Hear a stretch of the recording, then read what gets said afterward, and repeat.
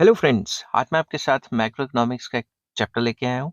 Topic का नाम है फॉरेन एक्सचेंज और चैप्टर का नाम भी है फॉरेन एक्सचेंज। तो फॉरेन एक्सचेंज क्या होती है इसको पता करेंगे। पता करने से पहले बता दूं कि इस चैप्टर के सारे लिंक्स आपको डिस्क्रिप्शन में मिल जाएंगे। चलिए शुरू करते हैं। Foreign exchange refers to the foreign currency. The stock of foreign exchange with the country refers to the stock of all foreign currencies with the central bank, that is RBI, at a point of time. Foreign exchange का मतलब होता है foreign currency. किसी भी country के पास eight ए time कितनी foreign currency होती है उसको देखने के लिए आरबीआई के पास जितने भी टोटल रिजर्व्स हैं फॉरेन करेंसी के, उनको देखा जाता है एक पॉइंट ऑफ टाइम पे। The standard practice is to measure the entire stock in terms of US dollars. जो स्टैंडर्ड प्रैक्टिस चल रही है वो ये चल रही है कि एक कंट्री के सेंट्रल बैंक मतलब हेड बैंक, जैसे इंडिया में आरबीआई है, इसके पास एक गिवन पॉइंट ऑफ टाइम पे जितनी भी करेंसी है उसको यूएस डॉलर्स में कन्वर्ट किया जाता है और बताया जाता है कि इस टाइम पे, इस पॉइंट ऑफ टाइम पे आरबीआई के पास इतना फॉरेन एक्सचेंज है in terms of US dollars. तो फॉरेन एक्सचेंज सिंपल वर्ड्स में क्या होता है? फॉरेन करेंसी जो कि एक कंट्री के पास एक पॉइंट ऑफ टाइम पे होती है। तो फॉरेन एक्सचेंज रेट क्या होता है इस चीज को डिस्कस करेंगे। डिस्कस करने से पहले बता दूं कि इस चैप्टर के सारे लिंक्स आपको डिस्क्रिप्शन में मिल जाएंगे। चलिए शुरू करते हैं। It is the rate at which domestic currency can be exchange for a unit या फॉर अ फॉरेन करेंसी। एक यूनिट हमारी करेंसी का कितने फॉरेन यूनिट के करेंसी से एक्सचेंज हो सकता है उसे फॉरेन एक्सचेंज रेट या फिर सिंपली एक्सचेंज रेट कहा जाता है। In simple words, we can say that it is the price paid in domestic currency for buying a unit of the foreign currency. That is, $1 currently 81 rupees के आसपास चल रहा है। तो मैं ये कह सकता हूँ कि मुझे अगर $1 खरीदना है तो मुझे 81 इंडियन रुपीज INR देने पड़ेंगे। तो ये क्या हो गया? Exchange rate. कि एक यूनिट करेंसी को खरीदने के लिए मुझे अपनी डोमेस्टिक करेंसी में कितने रुपए देने पड़ेंगे। समझ की बात? It is also known as the external value of domestic currency. इसको हम किसी भी डोमेस्टिक करेंसी की एक्सटर्नल वैल्यू भी कह देते हैं। एक डेफिनेशन है क्रॉथर की, वो डिस्कस करते हैं। The rate of exchange measures the number of units of one currency which is exchanged in the foreign market for one unit of another currency। तो क्रॉथर ने भी यही कहा था कि एक्सचेंज रेट या फॉरेन एक्सचेंज रेट का मतलब ये कि हम बाहर की करेंसी को खरीदने के लिए अपनी करेंसी की टर्म्स में कितना पैसा देते हैं। मतलब एक एक डॉलर बाहर से खरीदना है या एक पाउंड या एक रूबल जो भी खरीदना है, उसके बदले हम अपनी करेंसी कितने यूनिट्स देंगे, that is called exchange rate. Hello friends, आज मैं आपके साथ मैक्रो इकोनॉमिक्स का एक टॉपिक लेके आया हूँ। चैप्टर का नाम है फॉरेन एक्सचेंज और टॉपिक का नाम है फ्लेक्सिबल एक्सचेंज रेट। तो ये क्या होता है, कैसे डिटरमिन होता है, पूरा इस वीडियो में बताऊंगा, आप बने रहना। और बीच में अगर स्किप करके देखोगे तो फिर बीच में समझ नहीं आएगा। पेपर में कैसे लिखना है वो मैंने हर तरीके से बताया हुआ है। और शुरू करने से पहले बता दूं कि इस चैप्टर के सारे लिंक्स आपको डिस्क्रिप्शन में मिल जाएंगे। Flexible exchange rate is that rate which is determined by the demand and supply forces in the foreign exchange market. Flexible exchange rate वो exchange rate है जो मार्केट में जो भी डिमांड फॉर फॉरेन करेंसी और सप्लाई ऑफ फॉरेन करेंसी होगी उसके ऊपर डिपेंड करता है। और डिमांड और supply of foreign currency determine करते हैं कि एक्सचेंज रेट कितना होगा। डिमांड एंड सप्लाई कैसे बनती है और उनके कौन कौन से कंपोनेंट्स होते हैं वो भी मैं डिस्कस करूंगा। ठीक है, तो सबसे पहले it is also called free exchange rate and floating exchange rate as it is determined by the free play of demand and supply forces in the international money market। International money market में ये free flow रहता है, demand और supply के हिसाब से determine किया जाता है, इसीलिए इसको फ्री एक्सचेंज रेट और फ्लोटिंग एक्सचेंज रेट भी कहा जाता है। The exchange rate at which the demand for foreign currency is equal to supply is also called the par exchange rate और इक्विलिब्रियम एक्सचेंज रेट। तो कई जगह इसको पार एक्सचेंज रेट और इक्विलिब्रियम एक्सचेंज रेट भी कहा जाता है, क्योंकि जहां पे डिमांड और सप्लाई इंटरसेक्ट होती हैं वहीं पे ये इक्विलिब्रियम डिटरमिन होता है। नेक्स्ट इसी के अंदर मैंने डिस्कस करना है determination of flexible exchange rate. ये आप सबको पता है कि फ्लेक्सिबल एक्सचेंज रेट क्या होता है? जो डिमांड एंड सप्लाई के हिसाब से चेंज होता रहता है वो डिटरमिन होता है, तो उसको डिटरमिन करेंगे। Demand for and supply of foreign exchange are two basic determinants of the flexible exchange rate. सबसे पहले मैंने हेडिंग बना दी है डिमांड फॉर फॉरेन एक्सचेंज की, तो थोड़ा सा डिस्कस करूंगा। Demand for foreign exchange is inversely और negatively related with the price of foreign exchange and the rate of exchange. अब दिमाग से सोचो, अगर आपको फॉरेन करेंसी का रेट हाई मिल रहा है तो आप डिमांड तो कम कर दोगे ना। अगर डॉलर महंगा मिल रहा है, एक्सचेंज रेट ज्यादा है, तो अगर आपको डॉलर लेने के लिए ज़्यादा पैसे देने पड़ रहे हैं, तो आप डिमांड कम कर दोगे ना, तो डिमांड फॉर फॉरेन एक्सचेंज और एक्सचेंज रेट का नेगेटिव रिलेशन होता है हमेशा। Thus, higher the rate of exchange, lower will be the demand for foreign exchange and vice versa. इसी वजह से जो डिमांड कर्व है वो नेगेटिवली स्लोप होती है। तो मैंने हल्का-सा लिखा है कि भाई यहाँ पे डिमांड फॉर फॉरेन एक्सचेंज है, यहाँ पे रेट ऑफ एक्सचेंज है। Diagrammatically demand for foreign exchange is indicated by the downward sloping demand curve, क्योंकि एक्सचेंज रेट और डिमांड फॉर फॉरेन करेंसी में नेगेटिव रिलेशन है।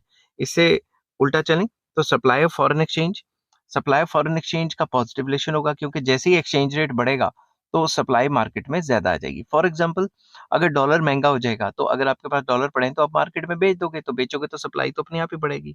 Other things remains constant. Supply of exchange rate is positively related with the rate of exchange. Higher the rate of exchange, higher the supply of foreign exchange and vice versa. तो इसमें मैंने क्या किया, positive बना दी। जब आपको paper में करना है तो यहाँ 3-4 लाइनें एक्सप्लेन भी कर देनी है कि इन the given figure supply of foreign exchange is shown on x-axis, while the rate of exchange is shown on y-axis. SF curve, supply of foreign exchange curve. SF curve shows the supply of foreign exchange curve. It slopes upward because फिर से यही बातें लिख दी जो ऊपर लिखी थी कि there is a positive relation। ठीक है, ऐसे करके थोड़ा बड़ा बड़ा सा डायग्राम लगना चाहिए। फिर आ जाता है इक्विलिब्रियम। फिर से वही बात कि इक्विलिब्रियम रेट ऑफ एक्सचेंज और par rate of exchange occurs when the supply of foreign exchange is equal to demand. तो आपने लिख दिया जहां डिमांड फॉर फॉरेन एक्सचेंज और सप्लाई ऑफ फॉरेन एक्सचेंज बराबर होती हैं, वहीं इक्विलिब्रियम होता है। फिर आपने same diagram demand for foreign exchange supply of foreign exchange बनाई, जहाँ पे कट होता है वो इक्विलिब्रियम एक्सचेंज रेट, और उतनी quantity of demand and supply की जो है उतनी रेट ऑफ एक्सचेंज पे एक्सचेंज हो जाएगी। ठीक है, इसको भी एक्सप्लेन करना है डायग्राम से। मैं फिर से बता देता हूँ डायग्राम में क्या करना है। In the given figure demand for foreign exchange and supply of foreign exchange are shown on X axis while the rate of exchange is shown on y axis. DF is the demand for foreign exchange and SF is the supply of foreign exchange. Both these curves intersect each other at point E, which is the point of equilibrium, and ORE is the equilibrium rate of exchange, and OQE is the equilibrium quantity of exchanged currency. तो बहुत आसान है, कोई बाहर से कुछ लिखने की जरूरत नहीं है। अब आ जाता है क्या फ्लेक्सिबल एक्सचेंज रेट में चेंजेस आते हैं? बिल्कुल आते हैं। किस वजह से? डिमांड और सप्लाई के चेंज होने से। तो ये चीज़ भी अब मैं साथ के साथ ही डिस्कस करूँगा। फर्स्टली हम डिस्कस करेंगे impact of increase in demand for foreign exchange, कि जब भी फॉरेन एक्सचेंज की डिमांड बढ़ती है तो उससे क्या फ़र्क पड़ता है। तो जब भी फॉरेन एक्सचेंज की डिमांड बढ़ती है तो नॉर्मल सप्लाई ये थी, नॉर्मल डिमांड ये थी। तो डिमांड सप्लाई जहाँ इंटरसेक्ट करते हैं ये equilibrium rate of exchange, equilibrium rate of quantity of foreign currency. जब भी डिमांड बढ़ती है तो डिमांड क्या होती है? राइटवर्ड शिफ्ट होती है, अपवर्ड शिफ्ट होती है। नया इक्विलिब्रियम आ गया E1 पे, इस पे क्या है? एक्सचेंज रेट बढ़ गया और क्वांटिटी ऑफ फॉरेन करेंसी भी बढ़ गई, नीचे से डिमांड और सप्लाई दोनों बढ़ गई। इससे क्या पता लगता है? It reflects depreciation of domestic currency. अब आप दिमाग से सोचो, इन मैं क्या करवा रहा हूँ point, impact of increase in demand for foreign currency. अगर फॉरेन करेंसी की डिमांड बढ़ जाएगी तो उसका रेट बढ़ जाएगा, और अगर उसका रेट बढ़ जाएगा तो हमारी करेंसी डेप्रिशिएट हो जाएगी। मैंने एग्जांपल लिखा हुआ है, $1 80 का था, after the increase in demand for dollar $1 85 का हो गया, तो हमें अब पैसे पहले से ज्यादा देने पड़ गए ना। समझिए बात, तो हमारी करेंसी क्या होगी? Depreciate. Currency depreciation refers to a situation when domestic currency depreciates in relation to a foreign currency.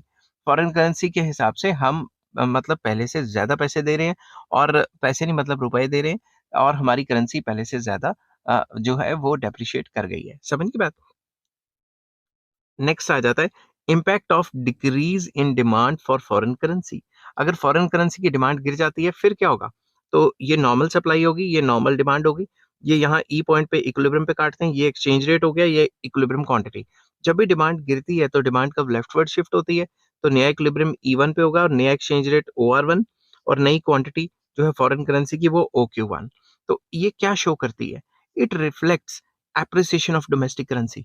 जब भी फॉरेन करेंसी की डिमांड कम हो जाएगी तो हमारी डोमेस्टिक करेंसी की जो है एप्रिसिएशन हो जाएगी। इसका मतलब क्या है? Currency appreciation refers to a situation when domestic currency appreciates in relation to a foreign currency. That means जो $1 80 का था पहले, अगर फॉरेन करेंसी की डिमांड गिर गई, डॉलर की डिमांड गिर गई, तो अब $1 ₹70 का आ सकता है, या ₹75 का, 75 का भी आ सकता है। इससे क्या हुआ? हमारी करेंसी एप्रिशिएट होगी। पहले ₹80 देने पड़ रहे थे, अब 75 या 70 रुपीस ही देने पड़ रहे हैं, तो हमारी करेंसी की वैल्यू बढ़ गई। समझ गए बात? नेक्स्ट आ जाता है impact of increase in supply of foreign currency. जब भी फॉरेन करेंसी की सप्लाई बढ़ जाएगी फिर क्या होगा? जब भी फॉरेन करेंसी की सप्लाई बढ़ जाएगी, पहले डायग्राम समझाता हूँ। ये डिमांड कर्व, ये normal supply curve, equilibrium, equilibrium rate of exchange, equilibrium quantity. तो जब भी सप्लाई बढ़ जाएगी तो सप्लाई क्या होती है? राइटवर्ड शिफ्ट होती है। तो नया इक्विलिब्रियम E1 पे आ गया, नई क्वांटिटी OQ1, नया प्राइस OR1। तो सिंपल वर्ड्स में एक्सचेंज रेट जो है हमारी करेंसी के लिए एप्रिशिएट हो गया। तो मैं फिर से हेडिंग पढ़ रहा हूँ, impact of increase in supply foreign currency. जब फॉरेन करेंसी की सप्लाई बढ़ जाएगी तो दिमाग से सोचो, उनकी सप्लाई बढ़ गई तो उनकी वैल्यू गिरेगी, तो हमारी तो अप्रिशिएट करेगी ना। तो इट रिफ्लेक्ट्स, ये क्या रिफ्लेक्ट करता है? Appreciation of domestic currency. For example $1 80 का था, अगर सप्लाई फॉरेन करेंसी या डॉलर बढ़ गई तो $1 70 या 75 का भी हो सकता है, जिसको हमारी डोमेस्टिक करेंसी की एप्रिसिएशन कहा जाएगा। Fourth situation, impact of decrease in the supply foreign currency. अब फॉरेन करेंसी की सप्लाई गिर गई तो उसकी मार्केट में कमी हो जाएगी, जिसकी वजह से हमारी करेंसी डेप्रिशिएट कर जाएगी और फॉरेन करेंसी अप्रिशिएट कर जाएगी। तो ये मैंने बनाया डिमांड नॉर्मल, और ये बनाया सप्लाई। ये इक्विलिब्रियम क्वांटिटी होगी, ये इक्विलिब्रियम रेट ऑफ एक्सचेंज हो गया। अब अगर डॉलर की सप्लाई कम होगी तो ये लेफ्टवर्ड शिफ्ट हो जाएगी सप्लाई कर्व, जो इंटरसेक्ट करती है E1 पे। तो नया इक्विलिब्रियम रेट R1 आ जाएगा और नई क्वांटिटी Q1 आ जाएगी। It reflects the depreciation of domestic currency, क्योंकि फॉरेन करेंसी की सप्लाई कम होगी, उसकी वैल्यू बढ़ जाएगी, हमारी वैल्यू गिर जाएगी। $1 80 का है, तो फॉरेन करेंसी की अगर सप्लाई गिर गई तो $1 85 का हो जाएगा। अब जैसे जैसे डॉलर की कमी होती जा रही थी वर्ल्ड में, डॉलर की सप्लाई कम होती जा रही थी, क्योंकि वो अपने रेट बढ़ा रहे थे, आपको पता ही है ना, वहाँ बॉन्ड यील्ड वगैरह बढ़ा रहे हैं। तो अगर आपको ये नहीं पता तो आप सिंपल वर्ड्स में समझो कि सारा डॉलर फिर से यूएस में जा रहा था पूरे वर्ल्ड में से, इसीलिए डॉलर के रेट काफी तेजी से बढ़ रहे थे। कंक्लूजन क्या है भाई इस सब का? Exchange rate rises when the demand for foreign currency rises, और when the supply of foreign currency falls, and it leads to depreciation of the domestic currency. तो जब भी एक्सचेंज रेट बढ़ता है, हमारी करेंसी की डेप्रिसिएशन होती है। और वो बढ़ता क्यों है? या तो फॉरेन करेंसी की डिमांड बढ़ जाती है या फॉरेन करेंसी की सप्लाई गिर जाती है। On the other hand, exchange rate falls when the demand for foreign currency falls, और when the supply of foreign currency rises, it lead to appreciation of domestic currency. हमारी currency की appreciation तब होती है जब फॉरेन करेंसी की जो demand है वो गिर जाए या उनकी सप्लाई बढ़ जाए। इस चीज को हम एक्सचेंज रेट का गिरना कहते हैं।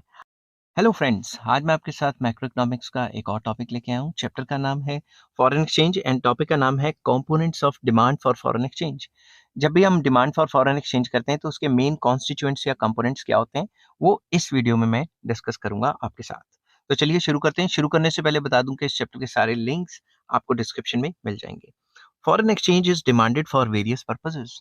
किसी भी कंट्री को फॉरेन एक्सचेंज की डिमांड वेरियस पर्पसेस के लिए हो सकती है। Basically it is demanded for making payments to rest of the world. Basically हम डिमांड क्यों करते हैं फॉरेन करेंसी की? क्योंकि हमने पेमेंट्स करनी है। किस किस की, वो डिस्कस करेंगे नीचे। Each type of payment constitutes a component of demand for foreign exchange. हर एक टाइप की पेमेंट जो हम बाहर करते हैं वो एक कॉन्स्टिट्यूट है डिमांड फॉर फॉरेन एक्सचेंज का। Broadly following are the components of demand for foreign exchange. Number one, repayment of international loans. जब भी कोई कंट्री लोन लेती है तो वापस भी तो करना है ना, मगर वापस तो उसी की करेंसी में करना है। तो इसीलिए तो हमें फॉरेन करेंसी मतलब कमानी पड़ती है या उसकी डिमांड करनी पड़ती है। International loans are raised in terms of foreign currency. जब भी हमें लोन मिलता है वो फॉरेन करेंसी की शेप में ही मिलता है। Accordingly foreign currency is required for the repayment of these loans. In loan को वापस करना है तो फॉरेन करेंसी ही चाहिए। In less developed countries it is an important component of demand for foreign exchange. तो लेस डेवलप्ड कंट्रीज ने तो ज्यादातर कर्जे लिए ही होते हैं बाहर से और फिर वापस भी करने, तो उसका एक मेन कंपोनेंट है डिमांड का कि हमने रीपेमेंट करनी है इंटरनेशनल लोन्स की। Second, investment in rest of the world. Investment in rest of the world is an important business activity. के बड़े बड़े बिजनेसमैन बाहर बाहर फॉरेन कंट्रीज में जा जाके इन्वेस्टमेंट करते हैं, इसलिए भी उनको बाहर की करेंसी चाहिए होती है। We need currency of the country in which the investment is to be made. जिस कंट्री में जाके इन्वेस्टमेंट करनी है वहां की करेंसी तो चाहिए। Thus US dollars are demanded in investment if investment is made in the its to be made in the US. अगर यूएस में इन्वेस्टमेंट करनी है तो यूएस डॉलर चाहिए, यूके में करनी है तो पाउंड चाहिए, एटसेट्रा एटसेट्रा। समझ की बात? तो जिस कंट्री में जाके इन्वेस्टमेंट करनी है वहां की करेंसी चाहिए, इसलिए भी जो फॉरेन करेंसी है उसकी डिमांड की जाती है। नेक्स्ट आ गया इंपोर्ट्स। जब बाहर से कोई सामान मंगवाना है तो उसके लिए भी तो फॉरेन करेंसी चाहिए ना। इफ इफ शुरू से बोलता हूँ, we import goods and services from rest of the world. हर एक कंट्री बाहर से सामान, गुड्स एंड सर्विसेज मंगाती है। It requires foreign exchange. इसके लिए क्या चाहिए? Foreign exchange, because payments of imports are made in foreign exchange only. जब भी आप बाहर से सामान खरीदोगे तो फॉरेन करेंसी दोगे ना, अपनी करेंसी थोड़ी ना दोगे। समझ की बात। Next, direct purchases abroad. अगर बाहर से कोई डायरेक्ट परचेज कर लेते हो उस केस में भी हमें बाहर की करेंसी चाहिए। Foreign exchanges needed to make direct purchases abroad because people from our country visit our other countries of the world as tourists। अगर यहाँ से कोई बाहर टूरिस्ट बन के जाता है, कोई भी बाहर से खरीदता है तो उसे तो डॉलर ही चाहिए ना, तो यहाँ से एक्सचेंज करवा के जाते हैं। यहाँ से अपनी करेंसी को एक्सचेंज करेंगे, बाहर जाके फिर खर्च करेंगे। समझ की बात। They also go abroad for studies. Studies के लिए भी जा सकते हैं, मेडिकल ट्रीटमेंट के लिए भी जा सकते हैं। This involves direct purchases abroad. तो स्टडी के लिए जाएं या फिर मेडिकल ट्रीटमेंट के लिए जाएं तो जब भी बाहर जाते हैं तो पैसा तो खर्चेंगे ही, तो डॉलर की डिमांड तो करनी पड़ेगी। नेक्स्ट आ जाता है ग्रांट्स एंड डोनेशंस। अब आपको पता है गरीब कंट्रीज या लेस डेवलप कंट्रीज को बाहर से ग्रांट्स एंड डोनेशन आते हैं, वो तो सप्लाई का पार्ट हो गया। मगर अगर हमें अपने से गरीब कंट्रीज को देना है, जैसे इंडिया श्रीलंका को देता है ग्रांट्स वगैरह, ठीक है, बांग्लादेश को या नेपाल को दे देता है, ठीक है, तो उसके लिए भी तो डॉलर चाहिए ना। Unilateral payments that is grants and donations. Unilateral होता है वन साइडेड, तो grants and donations one sided होती हैं, उसके बदले उस कंट्री को कुछ मिलता नहीं है। To the rest of the world also contribute to the demand for foreign exchange. Grants and donations of a country are often made in terms of currency of that country or in terms of some internationally accepted currency that is US dollar। तो जब भी हम किसी country को grant दे रहे हैं या तो उसी की करेंसी में देंगे या कोई इंटरनेशनल करेंसी में देंगे, जैसे कि डॉलर होता है, ठीक है। इस वजह से भी डिमांड की जाती है। नेक्स्ट है पेमेंट ऑफ इनकम्स। अब आप खुद सोचो, demand for foreign exchange in the domestic economy also rises for the payment of factor incomes which are repatriated abroad. जो बाहर से इंडिया में आए हुए हैं, काम कर रहे हैं, जब उनको हम तनख्वाहें देंगे, तो जब तनख्वाहें देंगे तो उनको तो डॉलर की टर्म्स में देंगे ना तनख्वाह, तो वो अपने कंट्री में जब चेंज कराने जाएंगे या अपने कंट्री में भेजेंगे तो भी तो उनको डॉलर कन्वर्ट कराना ही पड़ेगा, इसलिए भी तो हमें डॉलर चाहिए या फॉरेन करेंसी चाहिए। It is like factor income to the rest of the world. तो अगर हमने factor income rest of the world को देनी है या यहाँ जो फॉरेनर्स लगे हैं उनको तनख्वाह देनी है इन टर्म्स ऑफ डॉलर, तो इसलिए भी तो हमें डॉलर चाहिए। नेक्स्ट आ जाता है speculative trading. Foreign currency particularly in terms of strong currencies like US dollars held or demanded by the people for the purpose of speculative trading। तो स्पेकुलेटिव ट्रेडिंग के लिए भी डॉलर सस्ता होता है, डिमांड बढ़ जाती है, महंगा होता है, सप्लाई बढ़ जाती है, मतलब बेच देते हैं। Often more foreign exchange is held when the exchange rate is low and vice versa. तो जब एक्सचेंज रेट लो होता है तो काफी ज्यादा फॉरेन करेंसी खरीद ली जाती है स्पेकुलेटिव ट्रेडिंग के लिए। अब ये जो 7 पॉइंट्स थे, together these components of demand add up to aggregate demand for foreign exchange। सारे जो कंपोनेंट्स हैं इनको मिला दिया जाए तो aggregate demand for foreign exchange हमें पता लग सकती है। हेलो फ्रेंड्स, आज मैं आपके साथ मैक्रो इकोनॉमिक्स का एक और टॉपिक लेके आया हूँ। चैप्टर का नाम है फॉरेन एक्सचेंज और टॉपिक का नाम है components of supply of foreign exchange. के जो सप्लाई ऑफ फॉरेन एक्सचेंज है उसके क्या मेन कंपोनेंट्स हैं, क्या क्या चीजें मिलके सप्लाई ऑफ फॉरेन एक्सचेंज बनाती हैं, वो डिस्कस करेंगे। डिस्कस करने से पहले बता दूं कि इस चैप्टर के सारे लिंक्स आपको डिस्क्रिप्शन में मिल जाएंगे। Supply of foreign exchange depends upon many sources. Each source constitute a component of supply foreign exchange. तो मतलब सप्लाई फॉरेन एक्सचेंज कई चीजों पे डिपेंड करती है, हर एक कंपोनेंट मिला के आपस में सप्लाई ऑफ फॉरेन एक्सचेंज बनाता है। A country receives foreign exchange through the following sources of supply. किसी भी कंट्री के पास सप्लाई ऑफ फॉरेन एक्सचेंज मतलब सप्लाई ऑफ फॉरेन करेंसी किस किस तरीके से आती है, वो मैंने फॉलोइंग पॉइंट्स में डिस्कस किया गया है। पहला पॉइंट, एक्सपोर्ट्स। जब भी कोई कंट्री एक्सपोर्ट करती है तो बाहर से डॉलर या फॉरेन करेंसी आती है, तो वो भी एक सोर्स ऑफ सप्लाई हो गया, ठीक है। Export of goods and services is an important source of supply of foreign exchange from rest of the world. जब भी हम कोई माल एक्सपोर्ट करते हैं तो बाहर से जो करेंसी आती है हमारे पास, वो भी एक सप्लाई ऑफ फॉरेन एक्सचेंज का इंपॉर्टेंट सोर्स है।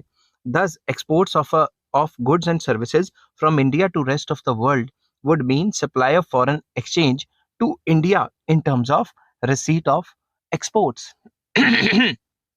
जो भी हम बाहर एक्सपोर्ट करते हैं उससे जो भी पैसे कमाते हैं, जो भी रिसीट्स कमाते मतलब रिसीट्स आती है हमारे पास, वो भी एक important source of supply of foreign exchange है। तो फर्स्ट पॉइंट था एक्सपोर्ट, के बाहर माल बेचो और बाहर से फॉरेन करेंसी आएगी। सेकेंड पॉइंट आ जाता है कि investments from rest of the world. Rest of the world से जो भी फॉरेन इन्वेस्टर्स चाहे एफडीआई की फॉर्म में, एफआईआई की फॉर्म में इन्वेस्टमेंट करते हैं, वो भी source of supply of foreign currency होता है। गला बैठ गया बोल बोल के। Investments from rest of the world is an important source of supply of foreign exchange. जो बाहर वाली कंट्री से इन्वेस्टमेंट आती है, वो भी एक इंपॉर्टेंट सोर्स है सप्लाई फॉरेन करेंसी का। Lots of foreign exchange flows from developed countries to underdeveloped countries through this channel of economic activity, that is FDI and FII। तो इस चैनल ऑफ एक्टिविटी से काफी पैसा इनफ्लो होता है और सप्लाई ऑफ फॉरेन एक्सचेंज आ जाती है। एफडीआई और एफआईआई में क्या फर्क है? आपको पता है कि एफडीआई होता है फॉरेन डायरेक्ट इन्वेस्टमेंट, मतलब कोई बाहर से कंपनी आई और हमारे यहाँ पे कंपनी खोल दी, जैसे टोयोटा, होंडा हमारे कंट्री में आए और अपनी फैक्ट्रियां खोल दी, वो एफडीआई है। एफआईआई आती हैं सिर्फ शेयर मार्केट के लिए, मतलब इंस्टीट्यूशनल इन्वेस्टर आते हैं जो ऑलरेडी एग्जिस्टिंग कंपनी है उनके शेयर खरीदने के लिए, ठीक है, अपनी फैक्ट्री खोलने के लिए नहीं आती। इसलिए कंपैरिजन में देखा जाए तो इकोनॉमिस्ट कहते हैं कि एफडीआई जो है ज्यादा इंपॉर्टेंट है एफआईआई से, ठीक है। थर्ड पॉइंट आ जाता है direct purchases by rest of the world. बाहर से जो टूरिस्ट वगैरह आते हैं यहाँ से कोई डायरेक्टली खरीद लें, ठीक है ना, वो भी जो है बाहर से डॉलर लेके आएंगे। Direct purchases by residents of rest of the world also contribute to flow of foreign exchange from rest of the world to domestic economy. कोई बाहर से टूरिस्ट वगैरह आते हैं यहाँ से कोई डायरेक्टली खरीद लेते हैं तो डॉलर की सप्लाई आ जाती है, ठीक है। Loans from the rest of the world. जब बाहर से हम लोन्स लेते हैं तो हमें क्या करना है? हमें तो कुछ नहीं करना, जब भी हमारे पास लोन्स आएंगे वो हमारे रिसीट्स में आ गए ना, और हमें बाहर से फॉरेन करेंसी आ गई, ठीक है। Basically it refers to the borrowings from rest of the world. For example a loan from US would mean flow of US dollar from USA to India. अगर यूएस से या यूएसए से loan ले रहे हैं तो इसका मतलब ये है कि यूएस से हमें डॉलर्स वगैरह देगा, तो वो भी फॉरेन करेंसी आ गई ना। It contributes to supply foreign exchange to India. समझ की बात? तो जब भी हम लोन्स लेते हैं फॉरेन करेंसी के टर्म्स में तो हमें क्या मिलता है? हमें जो लोन्स आते हैं फॉरेन करेंसी के टर्म्स में, वो भी हमारी सप्लाई ऑफ फॉरेन करेंसी को जो है मतलब एड ऑन करते हैं, एक इंपॉर्टेंट कंपोनेंट है। नेक्स्ट आ जाता है grants and donations from rest of the world. तो अगर हमें डोनेशंस देनी है अपनी गरीब कंट्री को, तो हमें हमसे अमीर कंट्रियां भी तो ग्रांट्स एंड डोनेशंस देंगी ना। Grants and donations from rest of the world are also a source of supply foreign exchange. तो जो भी बाहर से ग्रांट्स आते हैं, डोनेशंस आती हैं, वो भी फॉरेन करेंसी के टर्म्स में आती हैं। A significant amount of foreign exchange flows from rich to the poor countries of the world by way of grants and donations. तो जितने भी रिच कंट्रीज हैं वो पुअर कंट्रीज को ग्रांट्स एंड डोनेशंस देती रहती हैं, जो कि एक इंपॉर्टेंट पार्ट है सप्लाई ऑफ फॉरेन एक्सचेंज का उस पर्टिकुलर कंट्री के लिए जिसको आ रही है grants and donations. Next, income receipts. Foreign exchange also flows from rest of the world to the domestic economy by the way of income receipts. हमारे लोग बाहर जाते हैं, बाहर से काम करते हैं, तनख्वाहें कमा के अपने कंट्री में लेके आते हैं। समझ के बात? These receipts refers to the receipts of factor incomes from rest of the world. Rest of the world से जो भी हम कमाते हैं पैसे, हमारे लोग जो लगे हुए हैं काम करने, तो वो कमाते हैं तो वो लेके आते हैं अपने कंट्री में, तो भी एक important source of supply foreign exchange है। Next, remittances by non-residents. Remittances by non-residents are also important source of supply of foreign exchange from rest of the world. जो भी नॉन रेजिडेंट्स हैं इंडिया में, आपको पता है रेट ऑफ इंटरेस्ट अच्छा है, तो नॉन रेजिडेंट्स यहाँ पे रेमिटेंसेस करते हैं, अपने पैसे डालते हैं, एफडीआई मतलब एफडीज वगैरह कराते हैं, फिक्स डिपॉजिट्स वगैरह कराते हैं। तो कई नॉन रेजिडेंट है जो यहाँ से बाहर गए हुए हैं और बाहर की पीआर मिल गई हुई है, उनको परमानेंट रेजिडेंसी, वो अपने घरों में भी भेज देते हैं पैसे थोड़े बहुत। तो इन सबको कंट्रीब्यूट करें तो बाहर से सप्लाई इन इन सोर्सेज के थ्रू भी आ जाती है। तो अगर इन सारी चीजों को टुगेदर देखें, टुगेदर दीज कंपोनेंट्स इकट्ठे मिला के देखें, तो सप्लाई फिर से बोलता हूँ, together these components of supply add up to the aggregate supply of foreign exchange. तो अगर सारे कंपोनेंट्स को मिला के देखा जाए तो एग्रीगेट सप्लाई बनती है जो फॉरेन एक्सचेंज की, वो इन सारे कंपोनेंट्स के थ्रू ही बनती है। आई होप ये वीडियो आपको पसंद आई होगी। अगर पसंद आती है तो please like, share and subscribe. इस चैप्टर के सारे लिंक्स आपको डिस्क्रिप्शन में मिल जाएंगे। Take care, bye bye.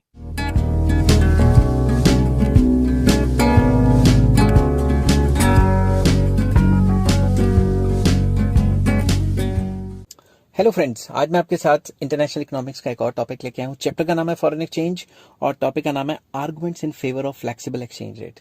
जो फ्लेक्सिबल एक्सचेंज रेट है उसमें क्या फायदे रहते हैं ये डिस्कस करूंगा। डिस्कस करने से पहले बता दूं कि इस चैप्टर के सारे लिंक आपको डिस्क्रिप्शन में मिल जाएंगे। और चलिए शुरू करते हैं। Following arguments are given in favour of flexible exchange rate. Number 1, possibility of independent economic policy.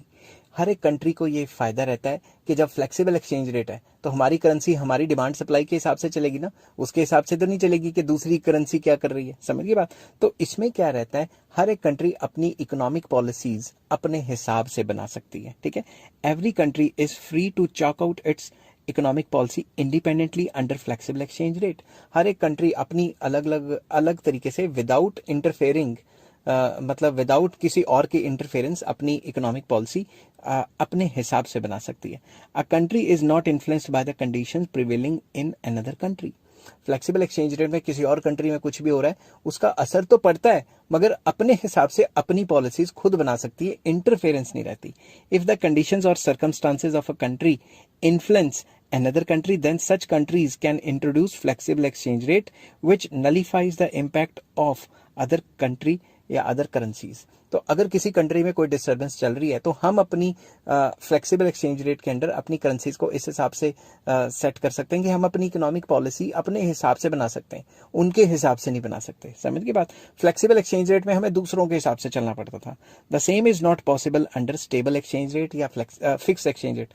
माफ करना, मैं ये बोल गया कि फ्लेक्सिबल एक्सचेंज रेट में ऐसे नहीं बना सकते थे, जल्दी में। फिक्स एक्सचेंज रेट में हम अपनी पॉलिसीज खुद नहीं बना सकते थे। हमारी पॉलिसीज, जो भी फॉरेन पॉलिसीज या इकोनॉमिक पॉलिसीज होती थी, वो दूसरे कंट्री पे डिपेंड करती थी। समझ गए बात। अब ऐसा नहीं होता। फ्लेक्सिबल सिस्टम में हर एक कंट्री को फ्रीडम मिलती है कि वो अपनी पॉलिसी अपने हिसाब से बना सकती है। नेक्स्ट आ जाता है full employment situation. In case of flexible exchange rate, the level of employment and prices in the country can be stabilized and full employment situation can be created. तो फ्लेक्सिबल एक्सचेंज रेट में क्या होता है, हम अपनी जो economy है वो अगर फ्लक्चुएट कर रही है, फुल एम्प्लॉयमेंट से दूर जा रही है, तो हम अपनी कंट्री में प्राइसेस को कंट्रोल कर सकते हैं और जो फ्लक्चुएशंस है उनको कंट्रोल कर सकते हैं, और जो क्या कहते हैं फुल एम्प्लॉयमेंट लेवल है उसको मेंटेन करवा सकते हैं। किस तरीके से? It is so because rate of exchange can be varied according to the monetary policy of the country.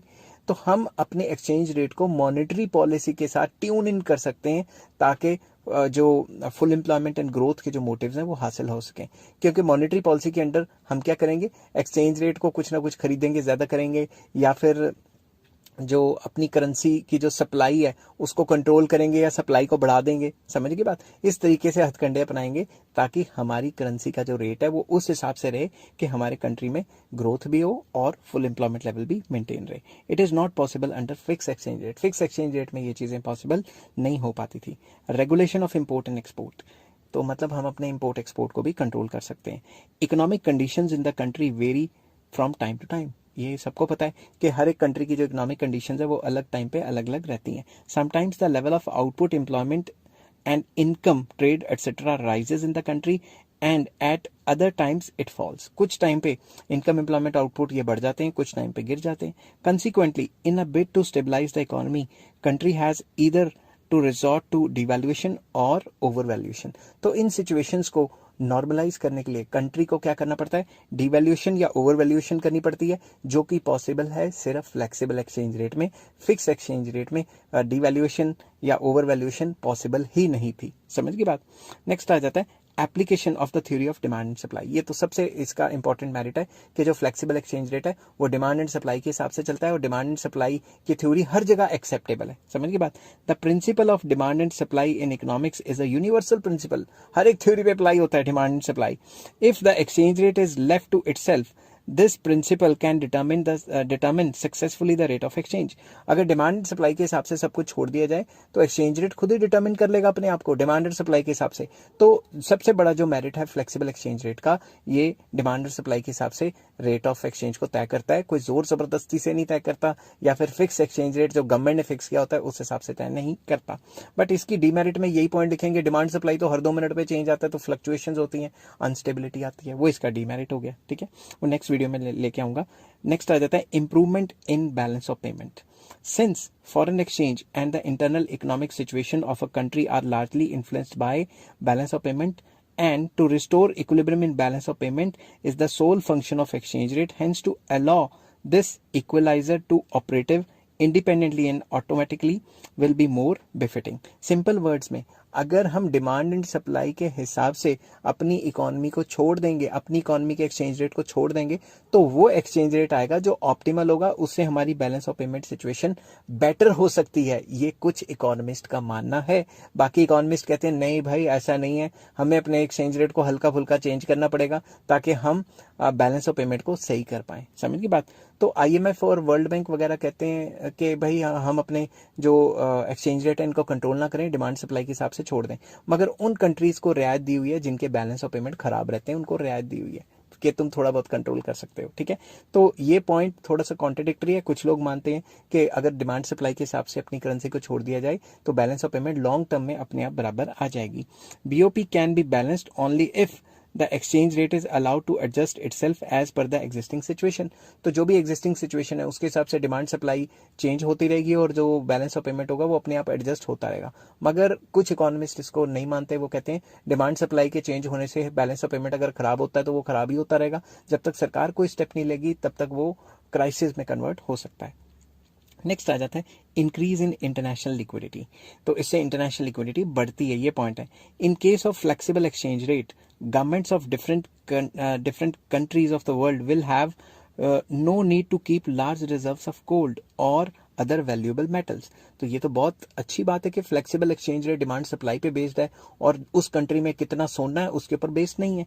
तो जब सोने के ऊपर बेस्ड नहीं है तो हम सोने की ट्रांजैक्शन बाहर कर सकते हैं, जिससे और ज्यादा करेंसी ले सकते हैं और कंट्री की डेवलपमेंट कर सकते हैं। As a result solution to the problem of international liquidity could be found. Speculators of the foreign exchange would also able to supply foreign exchange supply of foreign exchange as required. तो जब सोने की tension ही नहीं है, जो currency है उसकी value demand and supply के ऊपर बेस्ड है, तो हर एक कंट्री के पास जो सोना होगा कुछ क्वांटिटी वो फ्री हो जाएगी, जिसको वो बाहर बेच के बाहर से पैसा ला सकती है और अपने कंट्री की डेवलपमेंट कर सकती है। तो जब भी फ्लेक्सिबल एक्सचेंज रेट सिस्टम होता है तो इंटरनेशनल लिक्विडिटी बढ़ जाती है, जिससे कई प्रॉब्लम्स की सॉल्यूशन मिल सकता है। आई होप ये वीडियो आपको पसंद आई होगी। अगर पसंद आई है तो please like, share and subscribe.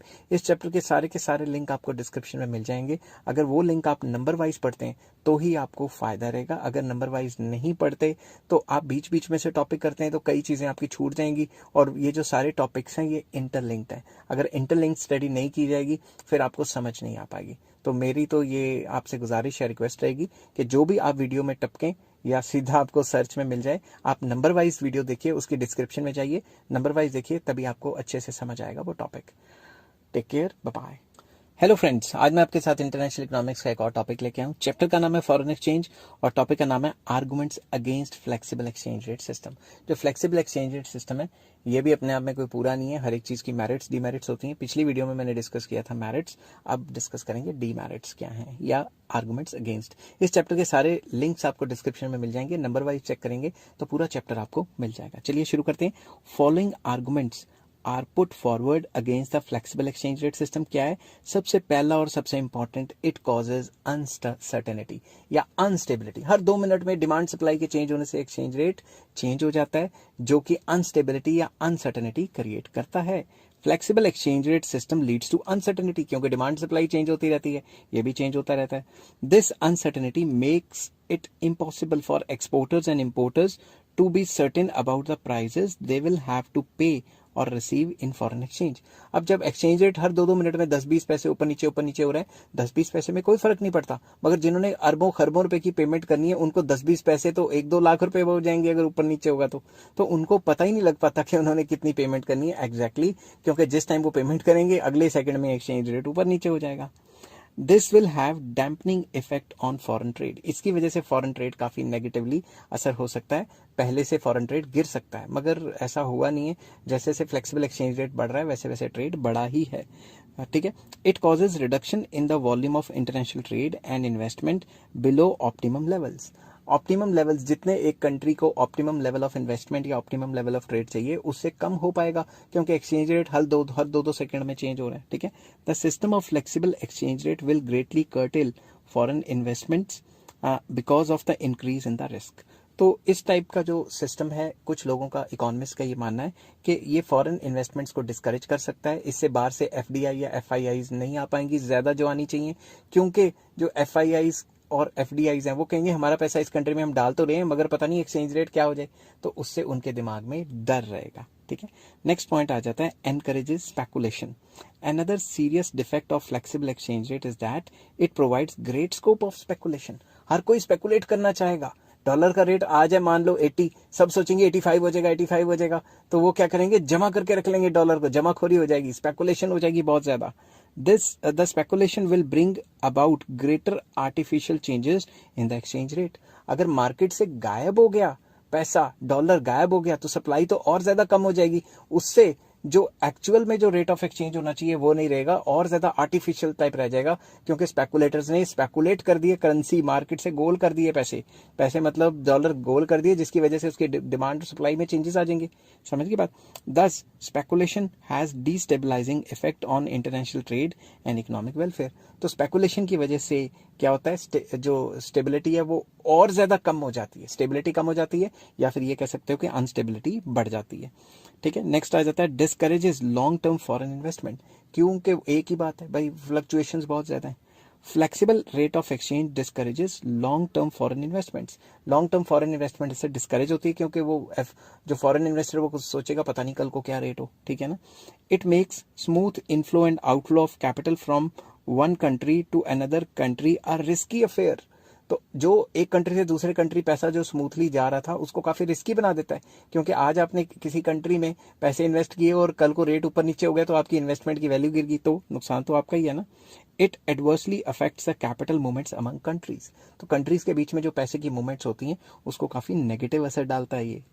Next आ जाता है इट कॉजेज इन्फ्लेशन। अब आपको पता है किसी और कंट्री में कोई स्यापा पड़ गया, अब यूक्रेन के ऊपर रशिया ने हमला कर दिया, ठीक है, डॉलर का रेट बढ़ गया, उसकी वजह से हर एक कंट्री में पेट्रोल महंगा हो गया, पता नहीं क्या क्या चीजें महंगी होगी।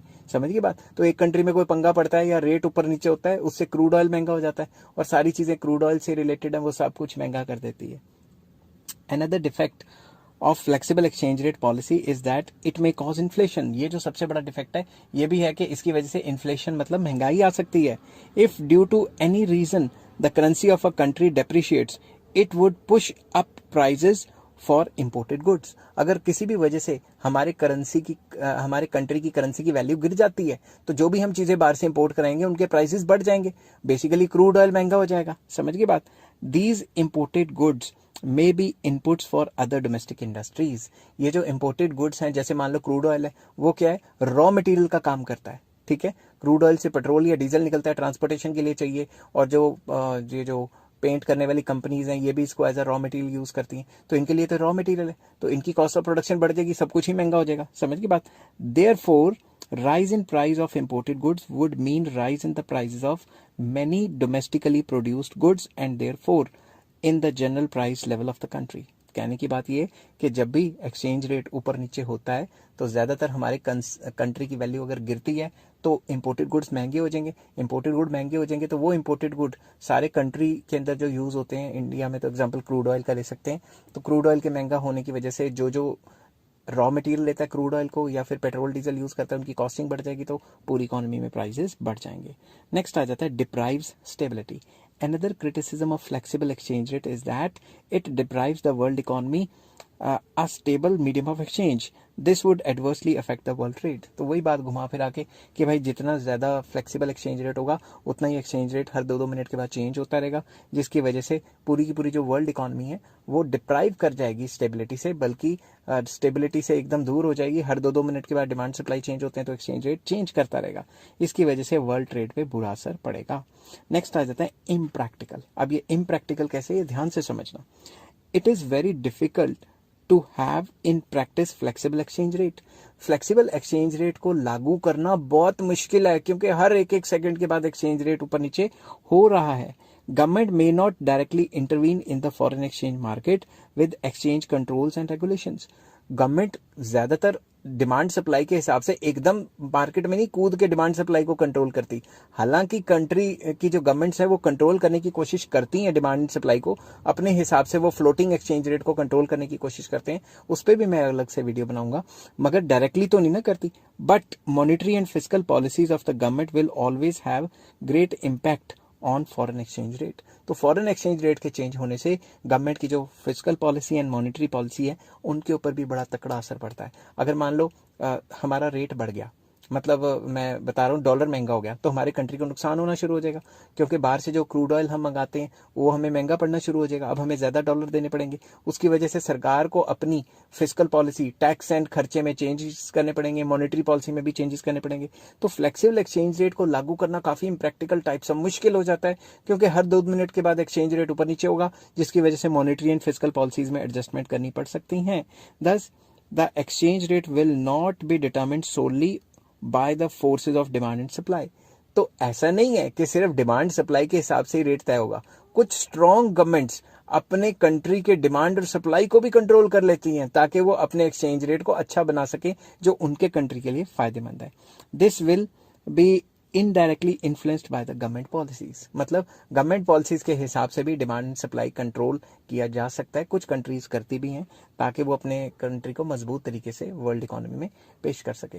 तो फ्लेक्सिबल एक्सचेंज रेट काफ़ी इम्प्रैक्टिकल है। डिमांड सप्लाई को कंट्रोल किया जाता है, कौन कंट्रोल कर रहा है ये भी नहीं पता लगता। मार्केट में demand and supply her 2-2 minute के बाद चेंज हो रही है, वो भी जो है काफ़ी डिटर्मिन करना मुश्किल हो जाता है। हेलो फ्रेंड्स, आज मैं आपके साथ मैक्रो इकोनॉमिक्स का एक और टॉपिक लेके आया हूँ।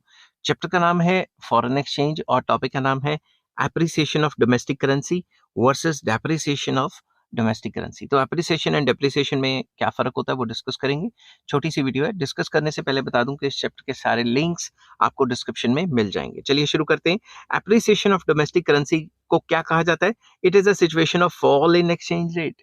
इसको एक्सचेंज रेट में गिरना कहा जाता है। मगर दूसरी तरफ डेप्रिसिएशन को राइज इन एक्सचेंज रेट कहा जाता है। ये बात याद रखनी है। एप्रिसिएशन को फॉल और डेप्रिसिएशन को राइज, उल्टा है थोड़ा, ठीक है। नेक्स्ट, इसमें क्या है? Less rupees are needed to buy $1। पहले $1 80 का था, तो अब $1 70 में मिल गया, तो मतलब जो डोमेस्टिक करेंसी है उसकी एप्रिसिएशन हो गई। दूसरी तरफ डेप्रिसिएशन का मतलब होता है more rupees are needed to buy $1। That is, पहले ₹80 में खरीद रहे थे, अब 85 में खरीद रहे हो, तो मतलब हमारी डोमेस्टिक करेंसी का बेड़ा गर्क हो गया है, मतलब डेप्रिसिएशन हो गई है, ठीक है। Next, causes of causes are increase in supply of foreign currency and decrease in demand for foreign currency।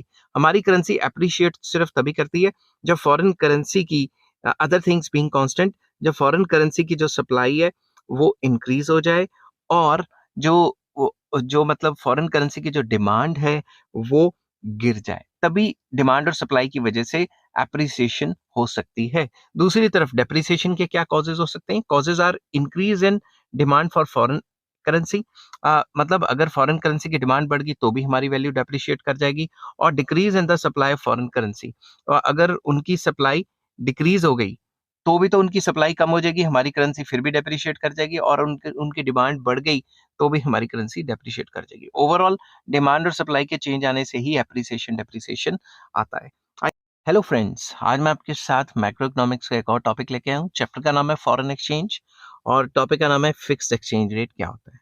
पुराने ज़माने में फिक्स्ड एक्सचेंज रेट की थोड़ी डिफरेंट मीनिंग होता था, यहाँ पे थोड़ा डिफरेंट पर्सपेक्टिव डिस्कस करेंगे। तो सिंपल वर्ड्स में फिक्स्ड एक्सचेंज रेट वो रेट होता था जो सरकार फिक्स कर देती थी और वो उतना का उतना ही रहता था, ठीक है। Exchange rate is set to be fixed when it is set and maintained by the government at a particular level. सरकार सेट कर देती थी और उसी लेवल को मेंटेन करने की कोशिश करती थी। The government may set it at a level higher और lower than the equilibrium exchange rate as determined by the market forces of demand and supply. तो सरकार क्या करती थी? जो भी मार्केट में डिमांड एंड सप्लाई के हिसाब से रेट तय होता था, उसके ऊपर या नीचे तय करने की कोशिश करती थी और उसको लगातार मेंटेन करती थी, ठीक है। अब इसमें दो सिचुएशंस आ जाती हैं, when the exchange rate is set higher than the equilibrium exchange rate, और दूसरी तरफ when the exchange rate is set lower than the equilibrium exchange rate. तो दोनों सिचुएशन डिस्कस करेंगे। पहली सिचुएशन है when the exchange rate is set higher than the equilibrium exchange rate, जब भी एक्सचेंज रेट को इक्विलिब्रियम रेट से higher set किया जाता था, ठीक है, तो उसी को मेंटेन किया जाता था। तो ये डिमांड फॉर फॉरेन एक्सचेंज, ये सप्लाई ऑफ फॉरेन एक्सचेंज। ये इक्विलिब्रियम एक्सचेंज रेट है। तो इक्विलिब्रियम तो कह रहा है कि 80 है, ठीक है, मगर सरकार ने 85 तय करनी है, मतलब 85 सेट करके रखनी है। तो और अगर इसी को मेंटेन करके रखेगी गवर्नमेंट, कैसे मेंटेन करेगी वो अगली वीडियो में लेके आऊंगा। और अगर आप ये फुल चैप्टर देख रहे हैं पूरी वीडियो का तो एक साथ देखना, तभी समझ आएगा। तो सरकार ने ऊपर 85 पे सेट कर दिया, ठीक है। अब इसको एक्सप्लेन करना है तो कैसे करना है? OR is the equilibrium rate of exchange where $1 is 80 rupees. OR1 is the exchange rate as set by the government where $1 is equals to 85. Here the value of the domestic currency has been deliberately lowered by the government. तो सरकार ने क्या किया? अपनी currency की supply बढ़ा के, ठीक है, या डॉलर्स वगैरह खरीद के उनकी डिमांड बढ़ा दी और अपनी सप्लाई बढ़ा दी। इससे हमारी करेंसी की वैल्यू थोड़ी गिर गई, डेलिबरेटली गिरा दी। This is called devaluation. यहाँ पे याद रखना, डीवैल्यूएशन क्या होता है? It is different from depreciation. Devaluation होता है जब गवर्नमेंट इंटरवीन करके अपनी करेंसी की वैल्यू खुद गिराए, और डेप्रिसिएशन क्या होता है? जब डिमांड सप्लाई की वजह से गिरे। इस चीज को मैंने हल्का सा डिफाइन करने की कोशिश की है, डीवैल्यूएशन ऑफ डोमेस्टिक करेंसी और डेप्रिसिएशन। डीवैल्यूएशन क्या है? It occurs when the value of domestic currency is deliberately reduced by the government by raising the exchange rate by raised exchange rate आना चाहिए था यहाँ पे, चलो मैं ये कर लेता हूँ, by raised, या फिर यहाँ पे आप ऐसे भी लिख सकते हो, by raising the exchange rate and the forces of demand and supply play no role. Simple words में, जब भी डिवैल्यूएशन होता है तो सरकार डेलिबरेटली अपनी करेंसी की वैल्यू गिराती है, ठीक है, या फिर एक्सचेंज रेट को बढ़ाती है, ठीक है, और डिमांड और सप्लाई का कोई रोल ही नहीं होता। दूसरी तरफ डेप्रिसिएशन में क्या होता है? It occurs when the value of domestic currency reduces in the international market because of the market forces of demand and supply, government plays no role. तो जहां गवर्नमेंट रोल प्ले करती है वो डिवैल्यूएशन होती है, और जहां demand and supply important role play करती हैं और गवर्नमेंट का कोई रोल नहीं होता, उसे डेप्रिसिएशन कहा जाता है, ठीक है। अब दूसरा पॉइंट पे आते हैं, when the exchange rate is set lower than the equilibrium exchange rate. तो इसमें डिमांड और सप्लाई के हिसाब से रेट ऑफ एक्सचेंज तो 80 चल रहा था, ठीक है, मगर सरकार ने डेलिबरेटली रिड्यूस किया है एक्सचेंज रेट, मतलब अपनी वैल्यू को रीवैल्यूएशन मतलब बढ़ाया है। समझ गए बात? थोड़ा सा एक्सप्लेन करते हैं। OR is the equilibrium exchange rate where $1 is 80 rupees, ठीक है। OR1 is the exchange rate set by the government where $1 is equals to 75 rupees, ये वाला रेट, ठीक है। अब here the value of the domestic currency has been deliberately raised by the government. सरकार ने अपनी करेंसी की वैल्यू बढ़ा दी है। This is called revaluation. Revaluation is different from appreciation. Appreciation कब होती है? डिमांड और सप्लाई की वजह से। रीवैल्यूएशन होती है सरकार की इंटरफेरेंस की वजह से। इस चीज को मैंने डिस्कस किया है, revaluation of the domestic currency. तो अब शुरू करते हैं इसको। It occurs when the value of domestic currency is deliberately raised by the government by lowering the exchange rate and the forces of demand and supply play no role. मतलब demand and supply का कोई role नहीं है, सरकार intervene करके अपनी value को अपनी करेंसी को अपनी करेंसी की वैल्यू को बढ़ाती है। दूसरी तरफ appreciation of domestic currency, it occurs when the value of domestic currency rises in the international market because of the forces of demand and supply. Demand and supply की वजह से जो है पंगा पड़ता है, समझ के बाद डिमांड और सप्लाई की वजह से हमारी करेंसी की वैल्यू बढ़ती है। The government plays no role, यहाँ पे गवर्नमेंट का कोई रोल ही नहीं है। समझ की बात? आई होप ये वीडियो आपको पसंद आई होगी। हेलो फ्रेंड्स, आज मैं आपके साथ एक और टॉपिक लेके आया हूँ इंटरनेशनल इकोनॉमिक्स का। चैप्टर का नाम है फॉरेन एक्सचेंज और टॉपिक का नाम है arguments in favour of fix exchange rate या merits of fix exchange rate. ये जो फिक्स एक्सचेंज रेट है इसके फायदे क्या हैं, मेरिट्स क्या थे, है नहीं मतलब थे, ठीक है, क्योंकि अब तो ये एग्जिस्ट नहीं करता। तो डिस्कस करने से पहले बता दूं कि इस चैप्टर के सारे लिंक आपको डिस्क्रिप्शन में मिल जाएंगे, नंबर वाइज चेक करेंगे तो बहुत मजा आएगा। Following arguments are advanced in favour of fix exchange rate. कि फिक्स एक्सचेंज रेट के फॉलोइंग फायदे थे। पहला फायदा क्या है? Encouragement to international trade. Simple words में खुद सोचो, जब एक्सचेंज रेट फिक्स रहेगा कोई अनसर्टेनिटी नहीं आएगी तो ट्रेड तो बढ़ेगा ना। फिक्स एक्सचेंज रेट या fix rate of exchange imparts certainty और stability in the international trade, क्योंकि स्टेबल रहता था। Foreigners know it for certain how much domestic currency they need to import goods, how much domestic currency they need to import goods and services, and how much domestic currency they will get for the goods and services exported. तो जो foreigner होते थे या जो traders होते थे उनको पहले ही पता होता था कि भाई इतनी करेंसी देंगे तो बाहर से इतना सामान आ जाएगा, या हम बाहर जाके सामान बेचते हैं, एक्सपोर्ट करते हैं, तो हमें इतना पैसा मिल जाएगा, क्योंकि एक्सचेंज रेट फिक्स रहता था। समझिए बात। This element of certainty encourages and promotes international trade. तो जब ये सर्टेनिटी थी, पता होता था कि क्या रेट रहेगा, उसकी वजह से क्या होता था, एक्सचेंज रेट जो था स्टेबल रहता था। मतलब एक्सचेंज रेट स्टेबल रहता था तो जो इंटरनेशनल ट्रेड है वो प्रमोट होता था। नेक्स्ट आ जाता है इकोनॉमिक डेवलपमेंट। ठीक है। Foreign capital is most essential for economic growth. किसी भी कंट्री ने किसी भी कंट्री ने, किसी भी मुल्क ने तरक्की करनी है तो उसके लिए बाहर का पैसा, जो एफडीआईज या एफआईआईज आती हैं, वो काफ़ी इंपॉर्टेंट चीज़ होती हैं। Long term foreign investment will be possible only if exchange rate is stable and there will be no uncertainty of in the foreign exchange market।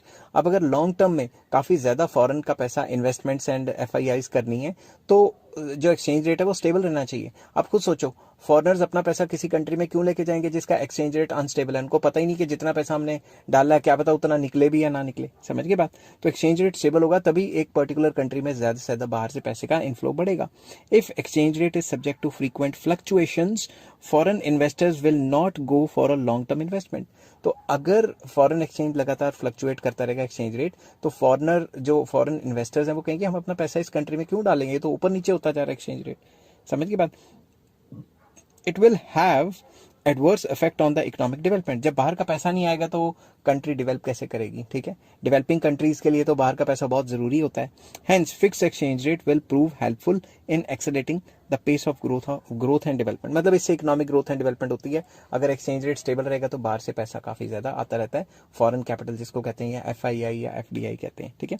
तीसरा पॉइंट आ जाता है, बाहर जो मेरे घर के बाहर डॉग्स बहुत बार्क कर रहे हैं, उनका मुंह में बंद नहीं करवा सकता, मजबूरी है, वीडियो भी बंद नहीं कर सकता, आप लोगों को पढ़ाना भी है। तो चलिए शुरू करते हैं। End of speculation. कुछ लोगों का ये मानना था कि स्पेकुलेशन खत्म हो जाती है, मगर जब इसका डीमेरिट कराऊंगा तो बताऊंगा खत्म नहीं होती। इसमें यह आर्गुमेंट दिया गया है क्योंकि एक्सचेंज रेट फिक्स रहेगा। अब जब लोगों को पता है और जो बड़े बड़े स्पेकुलेटर्स हैं उनको पता है एक्सचेंज रेट फिक्स रहना है, तो वो कहेंगे क्या फायदा फिर स्पेकुलेट करके, मतलब क्या फायदा इसको जमाखोरी करके, कल को भी रेट यही रहना है। समझ गई बात। There is no uncertainty about the future as a result of fix exchange rate. हमें फ्यूचर के बारे में बिल्कुल जो है वो पता है क्योंकि एक्सचेंज रेट फिक्स रहता है। It can not be it can be anticipated and calculated in advance. जो फॉरेन एक्सचेंज रेट के बारे में पहले ही पता होगा, हम पहले से कैलकुलेट करके सारी चीजें बैठे होंगे। Thus there will be no scope of speculation. तो ये कहा गया कि स्पेकुलेशन लोग नहीं करेंगे क्योंकि एक्सचेंज रेट जो है स्टेबल रहता है और सबको पता है कि ये रेट रहेगा। The element of speculation in exchange rate takes place only when there is a possibility of fluctuations in the exchange rate। आप डॉलर को जमा कब करोगे? जब आपके दिमाग में है कि कल को महंगा होएगा तो बेचूंगा, फायदा उठाऊंगा। समझ की बात। मगर आपको अगर यही पता लग जाए कि एक्सचेंज रेट तो स्टेबल रहना है, फिर आपका कोई मोटिव ही नहीं रहेगा कि क्यों डॉलर को लगाना, आज भी इतने का खरीदेंगे कल भी उतने का खरीदेंगे। Chances of speculation becomes remote due to fix exchange rate. तो जब भी फिक्स एक्सचेंज रेट रहता है तो चांसेस क्या होते हैं, फ्लक्चुएशन के कोई होते नहीं है, इसलिए स्पेकुलेशन ना के बराबर होती है। नेक्स्ट आ जाता है सुटेबल फॉर करेंसी एरियाज। ये काफी इंपॉर्टेंट पॉइंट है, ध्यान से समझना।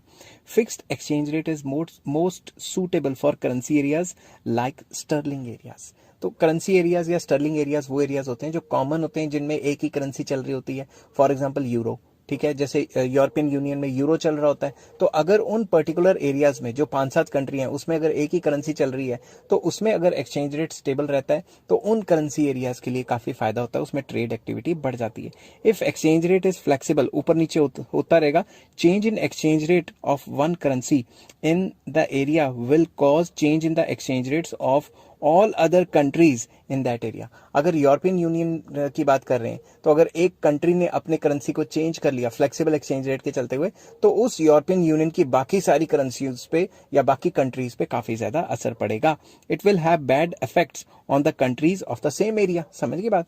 Hence to impart stability to the existence of the area, fix exchange rate is must. तो फिक्स एक्सचेंज रेट काफी मस्ट है, काफी जरूरी है। अगर हमने पूरा का पूरा जो एरिया है, मतलब 5-7 कंट्री 10 कंट्री हैं जो भी उनके आपस में म्यूचुअल एक यूनियन बनी हुई है ट्रेड करने के लिए, जैसे यूरोपियन यूनियन है, वैसे सार्क है, कई कंट्रीज ने अपनी अपनी यूनियन बनाई हुई है, आपको पता ही है। तो उन कंट्रीज के बीच में एक्सचेंज रेट फिक्स रहेगा तो करेंसी एरियाज के लिए अच्छा रहेगा। अगर फ्लेक्सिबल रहेगा तो एक कंट्री की करेंसी का एक्सचेंज रेट ऊपर नीचे होगा तो बाकी सब पे नेगेटिव असर हो सकता है। नेक्स्ट आ जाता है इंटरनल स्टेबिलिटी। अब डॉग लगातार भाग कर रहे हैं, कोई लग रहा है बाहर आ गया, मैंने तो पाले नहीं हुए मगर गली के हैं तो मैं कुछ कर नहीं सकता इनका मुंह बंद कराने के लिए, ठीक है। ना ही मैं करोड़पति यूट्यूबर हूँ जिसके पास करोड़ों रुपए के मतलब लाखों रुपए के इंस्ट्रूमेंट है जिससे नॉइस कैंसिलेशन हो जाती है, ठीक है। मेरा मकसद आपको पढ़ाना, तो चाहे जितना मर्जी डिस्टर्ब करता रहे डॉग, मैं अपने मकसद में कामयाब होके ही रहूंगा। Because of fixed exchange rate there is very little likelihood of price level to rise. Internal stability रहती है क्योंकि एक्सचेंज रेट में चेंजेस नहीं आते। आजकल आपने देखा है ना, डॉलर का रेट महंगा हुआ, पेट्रोल डीजल 2 मिनट में महंगे हो जाते हैं। तो उस टाइम पे जब एक्सचेंज रेट फिक्स रहता था तो प्राइस लेवल को राइज करने में काफी प्रॉब्लम होती थी और एक्सचेंज रेट फिक्स की वजह से प्राइजेस इतनी तेजी से बढ़ते नहीं थे। On the contrary flexible exchange rate has an adverse effect on internal stability. Exchange rate ऊपर नीचे होता है, हमारे घर के प्राइजेस पहले ऊपर नीचे हो जाते हैं, समझ गए बात। नेक्स्ट आ जाता है encouragement to capital formation. Stable capital formation मतलब बाहर से इन्वेस्टमेंट्स वगैरह ना, ठीक है। तो stable exchange rate has a favourable effect on capital formation. Investors are hopeful about the near fixity of the exchange rate in the future. जो भी इन्वेस्टर्स हैं उनको पता होता है कि जो एक्सचेंज रेट है वो ऑलमोस्ट फिक्स रहेगा। They will have no tendency to keep their wealth in the form in the liquid form in order to take advantage of the changes in the exchange rate. तो वो ऐसा नहीं करेंगे कि भाई अपना सारा का सारा पैसा कैश में रख दें और फिर बाद में फ्यूचर में उसको कहीं खर्च करें। तो वो कहेंगे जो कैश पड़ा उसको कहीं ना कहीं इन्वेस्ट करते हैं और उससे कोई ना कोई काम कराने की कोशिश करते हैं, ठीक है। Rather they would like to invest it. वो कहीं ना कहीं पैसे इन्वेस्ट करेंगे क्योंकि इन्वेस्टमेंट करने से उनको पता है पैसे कई गुना हो जाते हैं और बैंक में पड़े रहने से पैसे कई गुना नहीं हो सकते। In this way fixed exchange rate will promote capital formation and thereby help in increasing output and employment opportunities in the country. तो इन्वेस्टर्स क्या कहते हैं, फिक्स एक्सचेंज रेट है, उनको पता है एक्सचेंज रेट फिक्स रहेगा तो वो एनकरेज फील करते हैं कि इन्वेस्टमेंट करें जिससे कि इनकम एम्प्लॉयमेंट आउटपुट बढ़ेगी और कंट्री में कई जॉब अपॉर्चुनिटीज भी क्रिएट होंगी। तो आई होप ये वीडियो आपको पसंद आई होगी। अगर हेलो फ्रेंड्स, आज मैं आपके साथ इंटरनेशनल इकोनॉमिक्स का एक और टॉपिक लेके आया हूँ। चैप्टर का नाम है फॉरेन एक्सचेंज और टॉपिक का नाम है arguments against fix exchange rate. जो फिक्स एक्सचेंज रेट था उस टाइम पे उसकी क्या खामियां थी, क्या कमियां थी, क्या डिमेरिट्स थी, वो डिस्कस करेंगे। डिस्कस करने से पहले बता दूंगा इस चैप्टर के सारे लिंक आपको डिस्क्रिप्शन में मिल जाएंगे और नंबर वाइज चेक करेंगे और नंबर वाइज पढ़ेंगे तो आपको बहुत मजा आने वाला है। चलिए शुरू करते हैं। Following arguments are advanced against fix exchange rate. सबसे पहला आ जाता है not very helpful in promoting international trade. पुराने टाइम पे हम ये मेरिट्स में कह रहे थे स्टेबिलिटी होगी तो एक्सचेंज रेट बढ़ेगा, स्टेबिलिटी होगी एक्सचेंज रेट बढ़ेगा, इसकी बहुत ज्यादा तारीफें कर रहे थे पुरानी वीडियो में। मगर ये आपको पता है कि पुराने टाइम से ज्यादा इस टाइम पे ट्रेड हो रहा है और इस टाइम पे फिक्स एक्सचेंज रेट तो नहीं है ना, फ्लेक्सिबल है ना। It is historically wrong that fix exchange rate promotes international trade. Rather, global history testifies that flexible exchange rate has proved quite helpful in developing trade ties among the nations. तो जैसे जैसे flexible exchange rate आया 1977 के बाद वैसे वैसे trade कई गुना बढ़ गया है, ठीक है ना। कंट्रीज का ट्रेड कई गुना मेनी टाइम्स बढ़ गया। तो हम ये तो नहीं ना कह सकते कि पुराने टाइम पे फिक्स एक्सचेंज रेट था इसीलिए भाई ट्रेड ज्यादा होता था, समझ के बाद वो आर्गुमेंट तो फेल हो गया। सेकंड आ जाता है not real rate of exchange. जो फिक्स एक्सचेंज रेट होता है वो एक पर्टिकुलर टाइम पे सरकार ने अपने हिसाब से फिक्स किया होता है, सिचुएशन के चेंज होने से तो चेंज ही नहीं होता। तो हम ये कह सकते हैं कि जो फिक्स एक्सचेंज रेट है वो कोई भी रियल टाइप का रेट ऑफ एक्सचेंज नहीं है क्योंकि वो सिचुएशन के चेंज होने से अपने आप को चेंज नहीं कर पाता। और भी कई रीजन है। Fix exchange rate is an artificial rate of exchange. इसको आर्टिफिशियल रेट कहा जाता है, सरकार फिक्स कर देती है। In order to maintain it government has to impose several restrictions. सरकार को इस एक्सचेंज रेट को मेंटेन करने के लिए कई टाइप की रिस्ट्रिक्शन लगानी पड़ती है, इंपोर्ट पे, एक्सपोर्ट पे, सोने के रेट पे, कुछ ना कुछ, ठीक है।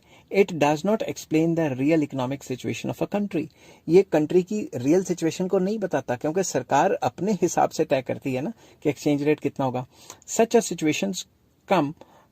a situation comes to surface when a crisis befall the country। तो ऐसा तब आता है जब कोई भी कंट्री क्राइसिस में आ जाता है, तब पता लगता है कि भाई इस कंट्री में तो डिप्रेशन या रिसेशन आ गया है और इसकी करेंसी जो है वो भी सपोर्ट नहीं कर पा रही। क्यों?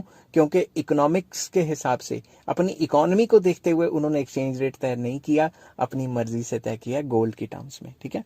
नेक्स्ट आ जाता है no elimination of speculation. Fix exchange rate का सबसे बड़ा मेरिट था कि लोग स्पेकुलेशन तो नहीं करेंगे क्योंकि एक्सचेंज रेट तो सेम रहता है, बट ऐसा नहीं है। It is also not true that fix exchange rate eliminate speculation. जो स्पेकुलेशन करने वाले हैं वो तो स्पेकुलेशन करते ही रहेंगे कि भाई डॉलर जमा कर लो जमा कर लो। अब जिसके पास 2 नंबर की कमाई है वो डॉलर में आ रही है तो वो तो डॉलर में जमाखोरी करेगा ही, ठीक है। Actual experience is against this assertion. ये जो असर्शन है, ये जो लॉ या फिर ये जो कईयों ने अपनी पत्थर की लकीर बनाया कि भाई फिक्स एक्सचेंज रेट में स्पेकुलेशन नहीं हो सकती, इसमें भी हो सकती है। Even under fix exchange rate the danger of speculation looms large. तो मतलब इसमें भी काफ़ी ज़्यादा डेंजर रहता है कि लोग स्पेकुलेशन या जो स्पेकुलेटर्स हैं वो बड़ी मात्रा में डॉलर जमाखोरी ना कर लें। The speculators succeed in creating a situation that gives rise in external and internal stability. Speculators बहुत ज़्यादा डॉलर इकट्ठे कर लेंगे तो उससे भी इंटरनल और एक्सटर्नल स्टेबिलिटी पे फर्क पड़ सकता है। ज़्यादातर डॉलर स्पेकुलेटर ने इकट्ठे कर लिए तो मार्केट में बचेंगे नहीं, सप्लाई कम हो जाएगी, रेट ऊपर नीचे हो जाएगा। समझ की बात। Devaluation in India in year 1949 was mainly because of the speculation in foreign exchange rate। जो इंडिया में डीवैल्यूएशन की गई थी जब हमारा मुल्क आज़ाद हुआ 1947 में, उसके 2 साल के बाद 1949 में, वो इसीलिए हुआ था कि जो स्पेकुलेटर्स थे उन्होंने काफ़ी फॉरेन करेंसी स्पेकुलेट कर ली तो हमारे कंट्री में गवर्नमेंट को फोर्सफुली अपनी करेंसी को डीवैल्यू करना पड़ा, ठीक है। नेक्स्ट आ जाता है not necessary for particular currency areas. हमने पिछले पॉइंट में मेरिट्स में कहा था कि पर्टिकुलर करेंसी एरियाज के लिए, जैसे यूरोपियन यूनियन टाइप है, उनके लिए बहुत फ़ायदा रहता है, ठीक है। मगर जब हम डीमेरिट कहते हैं तो कहते हैं इतना भी फ़ायदा नहीं रहता। इसमें दूसरा आर्गूमेंट है, the argument in favor of fixed exchange rate, that is it is suitable for particular currency areas, is also not correct। तो जो बुराई करने वाले हैं वो ये कहते हैं कि जो इसकी मेरिट थी कि भाई करेंसी एरियाज के लिए सूटेबल है, उसके लिए भी सूटेबल नहीं है। Within sterling area exchange rates have to be undergoing changes because of the political and economic activities among the different countries। जैसे यूरोपियन यूनियन है, उनके बीच में भी जो कंट्रीज हैं उनमें भी आपस में political and socio and economic changes आ रहे हैं। कुछ कंट्रीज काफ़ी तेज़ी से डेवलप कर रही हैं और कुछ कंट्रीज उतनी तेज़ी से डेवलप नहीं कर रही या वापस पीछे जा रही हैं, तो उनके एक्सचेंज रेट चेंज होने चाहिए ना।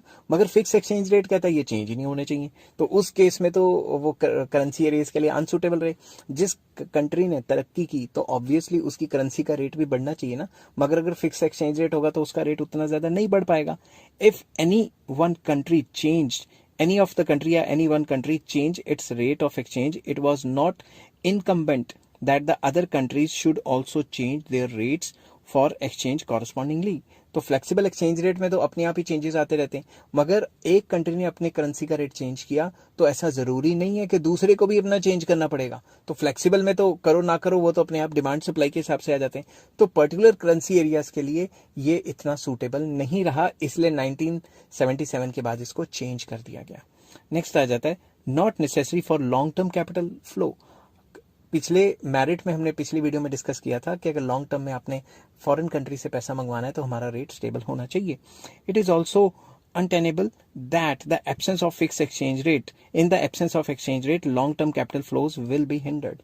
ये भी कहना गलत होगा कि अगर फिक्स एक्सचेंज रेट नहीं होगा तो लॉन्ग टर्म के लिए किसी भी कंट्री में पैसा नहीं आएगा। Even under flexible exchange rate या flexible rate of exchange the investors do expect in long run rate of exchange must undergo the change. तो अंडर जो फ्लेक्सिबल एक्सचेंज रेट है, अगर फिक्स एक्सचेंज नहीं भी होता उसमें भी लॉन्ग टर्म में काफ़ी पैसा बाहर से आ जाता है और जो इन्वेस्टर्स हैं वो ये एक्सपेक्ट कर लेते हैं कि आने वाले टाइम पे ये एक्सचेंज रेट होगा, उसके हिसाब से आज हमें इन्वेस्टमेंट करनी है या नहीं करनी।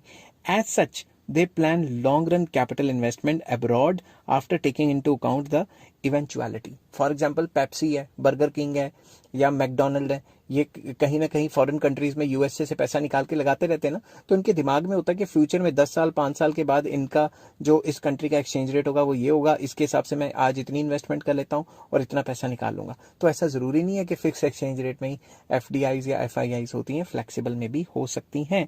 Hence stable exchange rate is not a pre condition of long term investment abroad. तो जो स्टेबल एक्सचेंज रेट है, फिक्स एक्सचेंज रेट है, वही प्री कंडीशन नहीं है कि इसी की वजह से जो बाहर से एफडीआई या एफआईआई आएगी फ्लेक्सिबल में नहीं आएगी, ऐसा तो नहीं कह सकते। नेक्स्ट आ जाता है इंटरनेशनल क्राइसिस। इंटरनेशनल क्राइसिस में मैंने लिखा हुआ है international monetary crisis in the last few years has mainly been due to the system of fixed exchange rate. जो 1977 से पहले जो भी क्राइसिस आ रहे थे कंट्री में, ठीक है, वो क्यों आ रहे थे? क्योंकि फिक्स्ड एक्सचेंज रेट था। All member countries in IMF had linked the exchange rate to their currencies, exchange rate of their countries with the dollar. मतलब हर एक कंट्री ने अपनी करेंसी को डॉलर की टर्म्स में रखा हुआ था. By devaluing the dollar and declaring it as inconvertible currency, American government disintegrated fixed exchange rate system. अब सारी कंट्रीज ने अपनी जो करेंसी थी उसको गोल्ड में या डॉलर में उसको टर्म्स में बताया हुआ था. तो अचानक से क्या हुआ, अमेरिका ने अपनी करेंसी को डीवैल्यू कर लिया. तो सारी करेंसीज की ऐसे की तैसी हो गई. समझ गए बात, क्योंकि सारी currencies in terms of dollar थी. It was on this account that the international monetary crisis took place to meet the same flexible exchange rate was resorted to. तो इस वजह से जो फ्लेक्सिबल एक्सचेंज रेट है वो लाया गया, क्योंकि हर एक कंट्री की जो वैल्यू है वो गोल्ड में थी या फिर गोल्ड के अलावा वो डॉलर में थी. तो डॉलर को जब डी वैल्यू किया तो सारी करेंसीज की बेड़ा गर्क हो गया. तो इस चक्कर में 1977 के बाद जो सिस्टम है उसको फ्लेक्सिबल एक्सचेंज रेट के तौर पे लाया गया. आई होप ये वीडियो आपको पसंद आई होगी. हेलो फ्रेंड्स, आज मैं आपके साथ मैक्रो इकोनॉमिक्स का एक और टॉपिक लेके आया हूँ. चैप्टर का नाम है फॉरेन एक्सचेंज एंड टॉपिक का नाम है gold standard system of foreign exchange या gold standard system of exchange rate. ये बहुत पुराना जमाने का था और अब ये खत्म हो गया. खैर, तो डिस्कस करेंगे क्या होता है. इस टॉपिक को शुरू करने से पहले बता दूं कि इस चैप्टर के सारे लिंक्स आपको डिस्क्रिप्शन में मिल जाएंगे. चलिए शुरू करते हैं. Gold standard system of exchange is an old variant of fixed exchange rate system. ये एक फिक्स एक्सचेंज रेट सिस्टम का ही ओल्ड वेरिएंट है. पुराने जमाने में ये होता था, अब नहीं होता. According to this system, gold was taken as a common unit of parity between the currencies of the different countries. इसमें क्या होता था, हर एक करेंसी को गोल्ड की टर्म्स में कन्वर्ट कर दिया जाता था. अगर फॉरेन करेंसी देने को नहीं है तो उतने यूनिट का गोल्ड दे दिया जाता था. समझ गई बात. तो each country was to define the value of its currency in terms of gold. हर एक करेंसी को बताना था कि मेरा एक यूनिट इतनी क्वांटिटी ऑफ गोल्ड के बराबर है. Accordingly, the value of one currency in terms of other currency was fixed considering the value of gold. For example, India में मैं एग्जांपल दे रहा हूँ, ठीक है. इंडिया में जो 10 ग्राम्स ऑफ गोल्ड है, 10 ग्राम्स ऑफ गोल्ड मान लो वो आ रहा है 50,000 का, ठीक है. और अगर 10 ग्राम्स ऑफ गोल्ड जो फॉरेन कंट्री है उसमें आ रहा है $50 का, $50 का, या फिर मैं एग्जांपल दे देता हूँ, इंडिया में है 50,000 का, ठीक है. एग्जांपल है ये, ठीक है, सीरियस मत लेना. और बाहर आ रहा है $500 का, यहाँ आ रहा है इतने रुपीज का. तो अगर मैं ये कैंसिल कर दूं तो ये 100 हो गया ना. तो मतलब $1 कितने का हो गया, 100 रुपीज का. तो ये एग्जाम्पल थी सिर्फ, ठीक है. तो कहने की बात ये है कि पुराने जमाने में gold standard system of exchange कहता था कि हर एक करेंसी को गोल्ड की टर्म्स में बताया जाए और बाद में जो गोल्ड की टर्म्स आती हैं उस हिसाब से करेंसीज की आपस में एक्सचेंज रेट तय कर दी जाए. आई होप ये वीडियो आपको पसंद आई होगी. अगर पसंद आती है तो please like, share and subscribe. Hello friends, आज मैं आपके साथ मैक्रो इकोनॉमिक्स का एक और टॉपिक लेके आया हूँ. चैप्टर का नाम है फॉरेन एक्सचेंज और टॉपिक का नाम है Bretton Woods system of exchange rate. Bretton Woods system of exchange rate क्या है, इसको डिस्कस करते हैं. और डिस्कस करने से पहले बता दूं कि इस चैप्टर के सारे लिंक्स आपको डिस्क्रिप्शन में मिल जाएंगे. जब से ये सिस्टम शुरू हुआ था तब से यूएस डॉलर की दादागिरी शुरू हो गई थी. वो आपको इस वीडियो के एंड में पता लग जाएगा. तो Bretton Woods system of exchange क्या करता है, it allowed some adjustment even when it was fixed exchange rate. जब फिक्स्ड एक्सचेंज रेट चल रहा था तभी ये सिस्टम जो था एक्सचेंज रेट में कुछ एडजस्टमेंट को अलाउ करता था. So it was called adjustable peg system of exchange rate. तो इसको adjustable peg exchange rate system भी कहा जाता था. अकॉर्डिंग टू दिस सिस्टम, इसमें क्या किया जाता है, different currencies were pegged to one currency that is US dollar. तो डिफरेंट करेंसीज को यूएस डॉलर की टर्म्स में पैक किया जाता था, मतलब यूएस डॉलर की टर्म्स में कन्वर्ट किया जाता था. US dollar was assigned gold value at a fix price. तो जो यूएस डॉलर था उसको गोल्ड की टर्म्स में फिक्स प्राइस दे दी जाती थी. The value of one currency in terms of US dollar ultimately implied the value of that currency in terms of US dollar. अब देखो, हर एक करेंसी को, जो भी डिफरेंट करेंसीज हैं, उसको डॉलर में कन्वर्ट किया और डॉलर को कह दिया कि ये गोल्ड की फिक्स प्राइस रहेगी. तो हर एक करेंसी अल्टीमेटली गोल्ड से रिलेटेड हुई ना. समझ गई बात. तो उसके बाद gold continue to be the ultimate unit of parity between any two countries.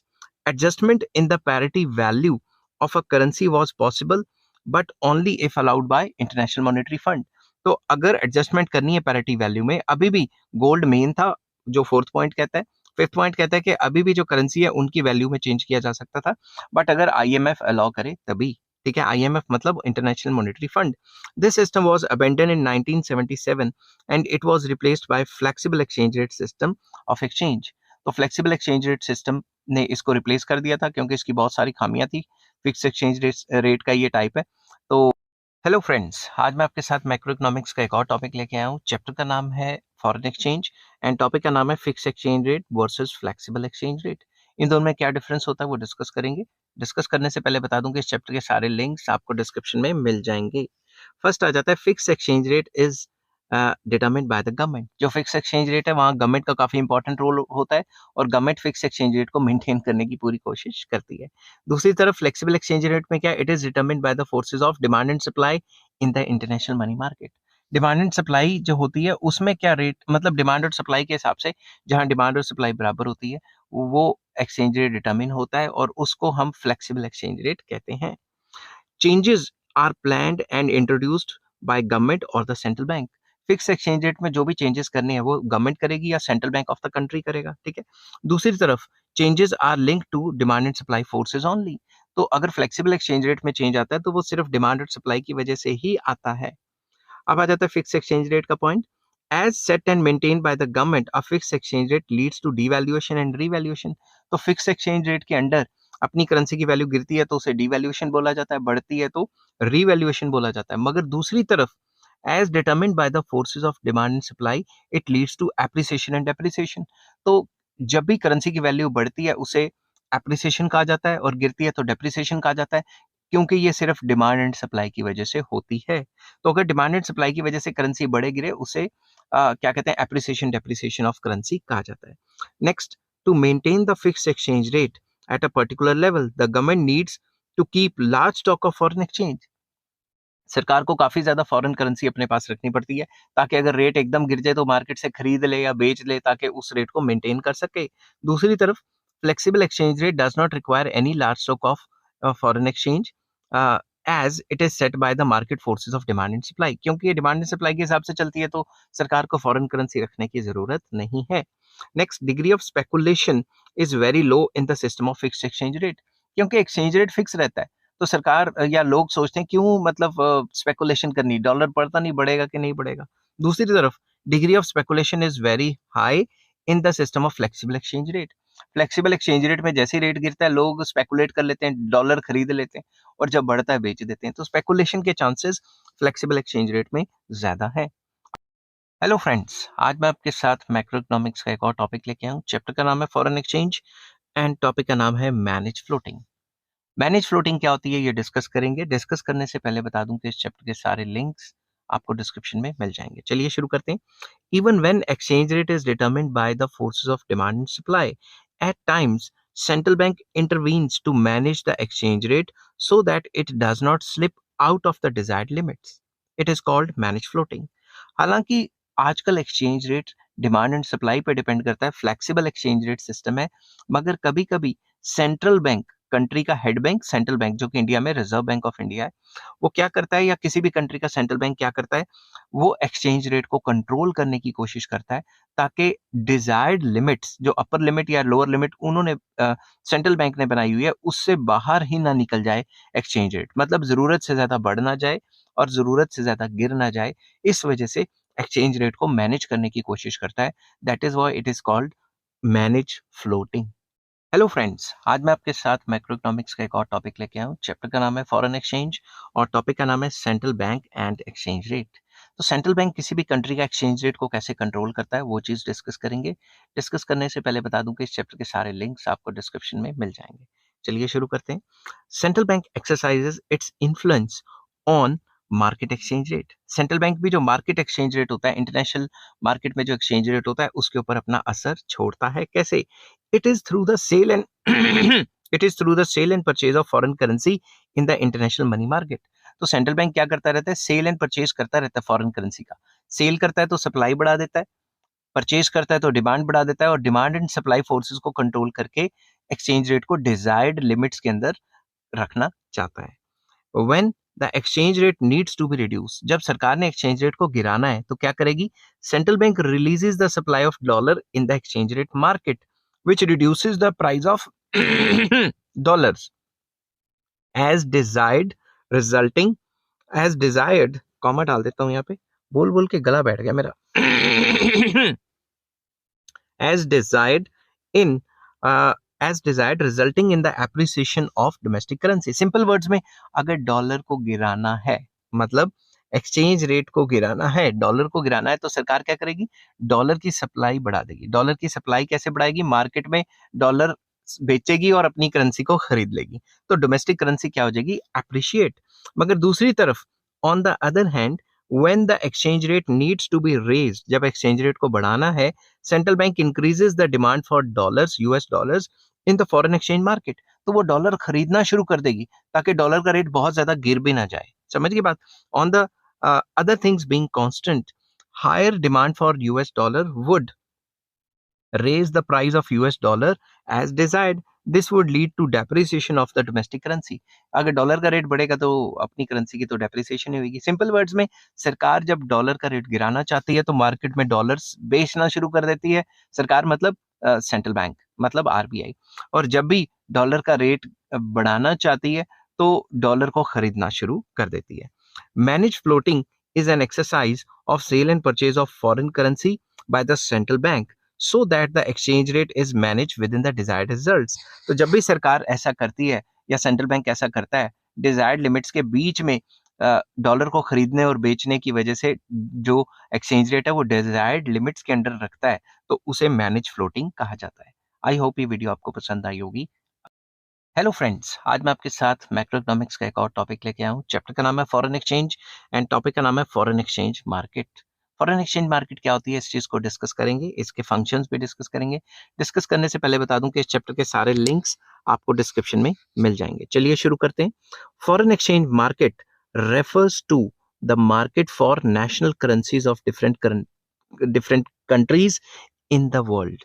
जो फॉरेन एक्सचेंज मार्केट है वो एक ऐसी मार्केट है जो कि नेशनल करेंसी से डील करती है डिफरेंट डिफरेंट कंट्रीज की। यहाँ पे क्या होता है? इट इज अ सेंटर, ये एक सेंटर है of trade for the currencies. यहाँ पे करेंसीज ट्रेड की जाती हैं, करेंसीज खरीदी बेची जाती हैं। Buyers and sellers of the foreign exchange, buyers and sellers in the foreign exchange market wish to buy और सेल द फॉरेन करेंसी या फॉरेन एक्सचेंज। तो वो करते क्या है? बायर्स और सेलर्स होते हैं, वो आपस में करेंसीज को खरीदते बेचते हैं। तो बेसिकली फॉरेन एक्सचेंज मार्केट में करेंसीज का सेल परचेज किया जाता है। अब आ जाता है फंक्शंस। फॉरेन एक्सचेंज मार्केट के मेन फंक्शंस क्या हैं? Foreign exchange market performs the following functions. Number 1, transfer function. इसके अंडर ये क्या करता है? It employees transfer of purchasing power. In terms लिखना था मैंने यहाँ पे, मैं यहाँ पे इन टर्म्स लिखना भूल गया। Purchasing power in terms of foreign exchange across the different countries of the world. Basically transfer function में क्या करता है? ये एक कंट्री से दूसरे कंट्री, दूसरे कंट्री से तीसरे कंट्री। परचेजिंग पावर मतलब जो फॉरेन करेंसी है उसको ट्रांसफर करता है, मतलब एक जगह से दूसरी जगह पैसे भी तो ट्रांसफर करते हैं ना, एक कंट्री से दूसरे कंट्री। तो ट्रांसफर फंक्शन भी इसका मेन मकसद है। तो जब करेंसी ट्रांसफर कर रहे हैं तो करेंसी क्या है? परचेजिंग पावर ही तो है ना। ठीक है। नेक्स्ट, क्रेडिट फंक्शन, लोन्स वगैरह प्रोवाइड करवाना। ठीक है। It implies provision of credit in terms of foreign exchange for the export and import of goods and services across the different currencies of the world. Different जो countries हैं, different countries के बीच में ये loans को provide कराता है ताकि trade अच्छी तरीके से हो सके। ठीक है। तो बेसिकली जो फॉरेन एक्सचेंज मार्केट है इसका ये मकसद भी है कि ये क्रेडिट फंक्शन प्रोवाइड करे, क्योंकि जब भी हम एक्सपोर्ट इंपोर्ट करते हैं उसमें जो एक्सपोर्टर्स और इंपोर्टर्स हैं उनको क्रेडिट चाहिए होता है in terms of foreign currency, तो वो भी ये प्रोवाइड करवाता है। ठीक है। Next, hedging function. Hedging function में क्या होता है? It employs protection against the risk related to variations in the foreign exchange rate. Exchange rate is locked for future supplies of foreign exchange. Simple words में, मैंने किसी foreign country के बंदे के साथ डील कर ली कि भाई मैं इतना माल खरीदूंगा, इतने रेट पे खरीदूंगा और डॉलर का ये रेट चल रहा है, तो यही रेट के हिसाब से मैं तुझे पे करूंगा। अब मैंने पेमेंट कल करनी थी, हमारी डीलिंग आज होगी, तो कल तक के लिए वो एक्सचेंज रेट लॉक हो जाएगा। इस चीज को हेजिंग फंक्शन कहते हैं, और ये भी कौन प्रोवाइड करवाता है? Foreign exchange market. Hello friends, आज मैं आपके साथ मैक्रो इकोनॉमिक्स का एक और टॉपिक लेके आया हूँ। चैप्टर का नाम है फॉरेन एक्सचेंज एंड टॉपिक का नाम है spot market for foreign exchange. Foreign exchange के अंडर स्पॉट मार्केट क्या होती है, इस चीज को डिस्कस करेंगे। डिस्कस करने से पहले बता दूं कि इस चैप्टर के सारे लिंक्स आपको डिस्क्रिप्शन में मिल जाएंगे। चलिए शुरू करते हैं। Spot market for foreign exchange is that market which handles only spot transactions और करंट ट्रांजेक्शंस। तो फॉरेन एक्सचेंज मार्केट में स्पॉट मार्केट वो मार्केट है जिसमें करंट ट्रांजेक्शंस या ऑन द स्पॉट ट्रांजेक्शंस को ही डिस्कस किया जाता है। नेक्स्ट, करेक्टरिस्टिक्स क्या है या फिर इसके फीचर्स क्या है? फर्स्ट फीचर आ जाता है in terms of period of transaction, spot market is of daily nature, it does not trade in future deliveries. तो स्पॉट मार्केट वो मार्केट है जो करंट ट्रांजेक्शंस या डेली ट्रांजेक्शंस या शॉर्ट पीरियड की ट्रांजेक्शंस करती हैं, आज की आज ही ट्रांजेक्शंस करती हैं, ये फ्यूचर डिलीवरीज पे काम नहीं करती, क्योंकि फ्यूचर मार्केट में जो काम करता है उसे फॉरवर्ड मार्केट कहते हैं, जिसकी वीडियो मतलब जिसकी नेक्स्ट वीडियो मैं बनाऊंगा और लिंक आपको डिस्क्रिप्शन में मिल जाएगा। सेकेंड आ जाता है the rate of exchange which is determined in the spot market is known as spot rate of exchange। तो स्पॉट मार्केट में जो एक्सचेंज रेट डिटरमिन किया जाता है उसे स्पॉट रेट ऑफ एक्सचेंज कहा जाता है। The spot rate of exchange is that rate which prevails in the time when the transactions are made. तो स्पॉट रेट वो रेट है कि जब भी ट्रांजैक्शंस आप करने लगे, सेल परचेज करने लगे, उस टाइम पे क्या रेट था उसे स्पॉट रेट कहा जाता है। हेलो फ्रेंड्स, आज मैं आपके साथ मैक्रो इकोनॉमिक्स का एक और टॉपिक लेके आया हूँ। चैप्टर का नाम है फॉरेन एक्सचेंज एंड टॉपिक का नाम है forward market for foreign exchange. Foreign exchange की फॉरवर्ड मार्केट क्या होती है उस चीज को डिस्कस करेंगे। डिस्कस करने से पहले बता दूं कि इस चैप्टर के सारे लिंक्स आपको डिस्क्रिप्शन में मिल जाएंगे। चलिए शुरू करते हैं। Forward market for foreign exchange is that market which handles such transactions of foreign exchange that are meant for future deliveries. For example, foreign exchange market के अंदर मैंने कह दिया कि मैं आपसे फलां दिन 2 महीने बाद, 4 महीने बाद, 5 महीने बाद, 1 साल के बाद एक्सचेंज रेट में इतना कर्जा ले रहा हूँ या दे रहा हूँ, इतने मैंने आपको एग्रीमेंट कर लिया। तो जो रेट फ्यूचर में होगा उसको आज ही डिटरमिन किया जाएगा, उसको फॉरवर्ड एक्सचेंज रेट मार्केट कहा जाता है।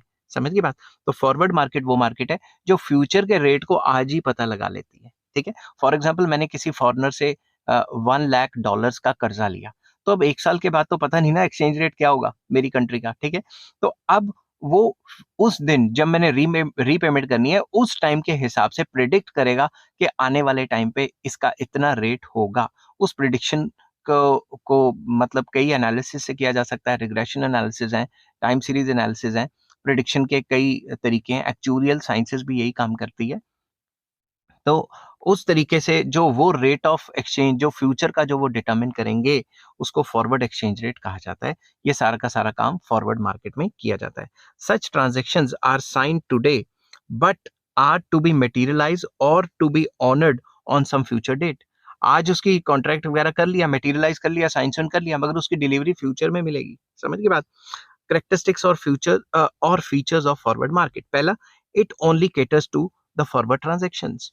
It does not it does not deal with लिखना था spot transactions in the foreign exchange market. यहां मैं लिख देता हूं इट डज नॉट,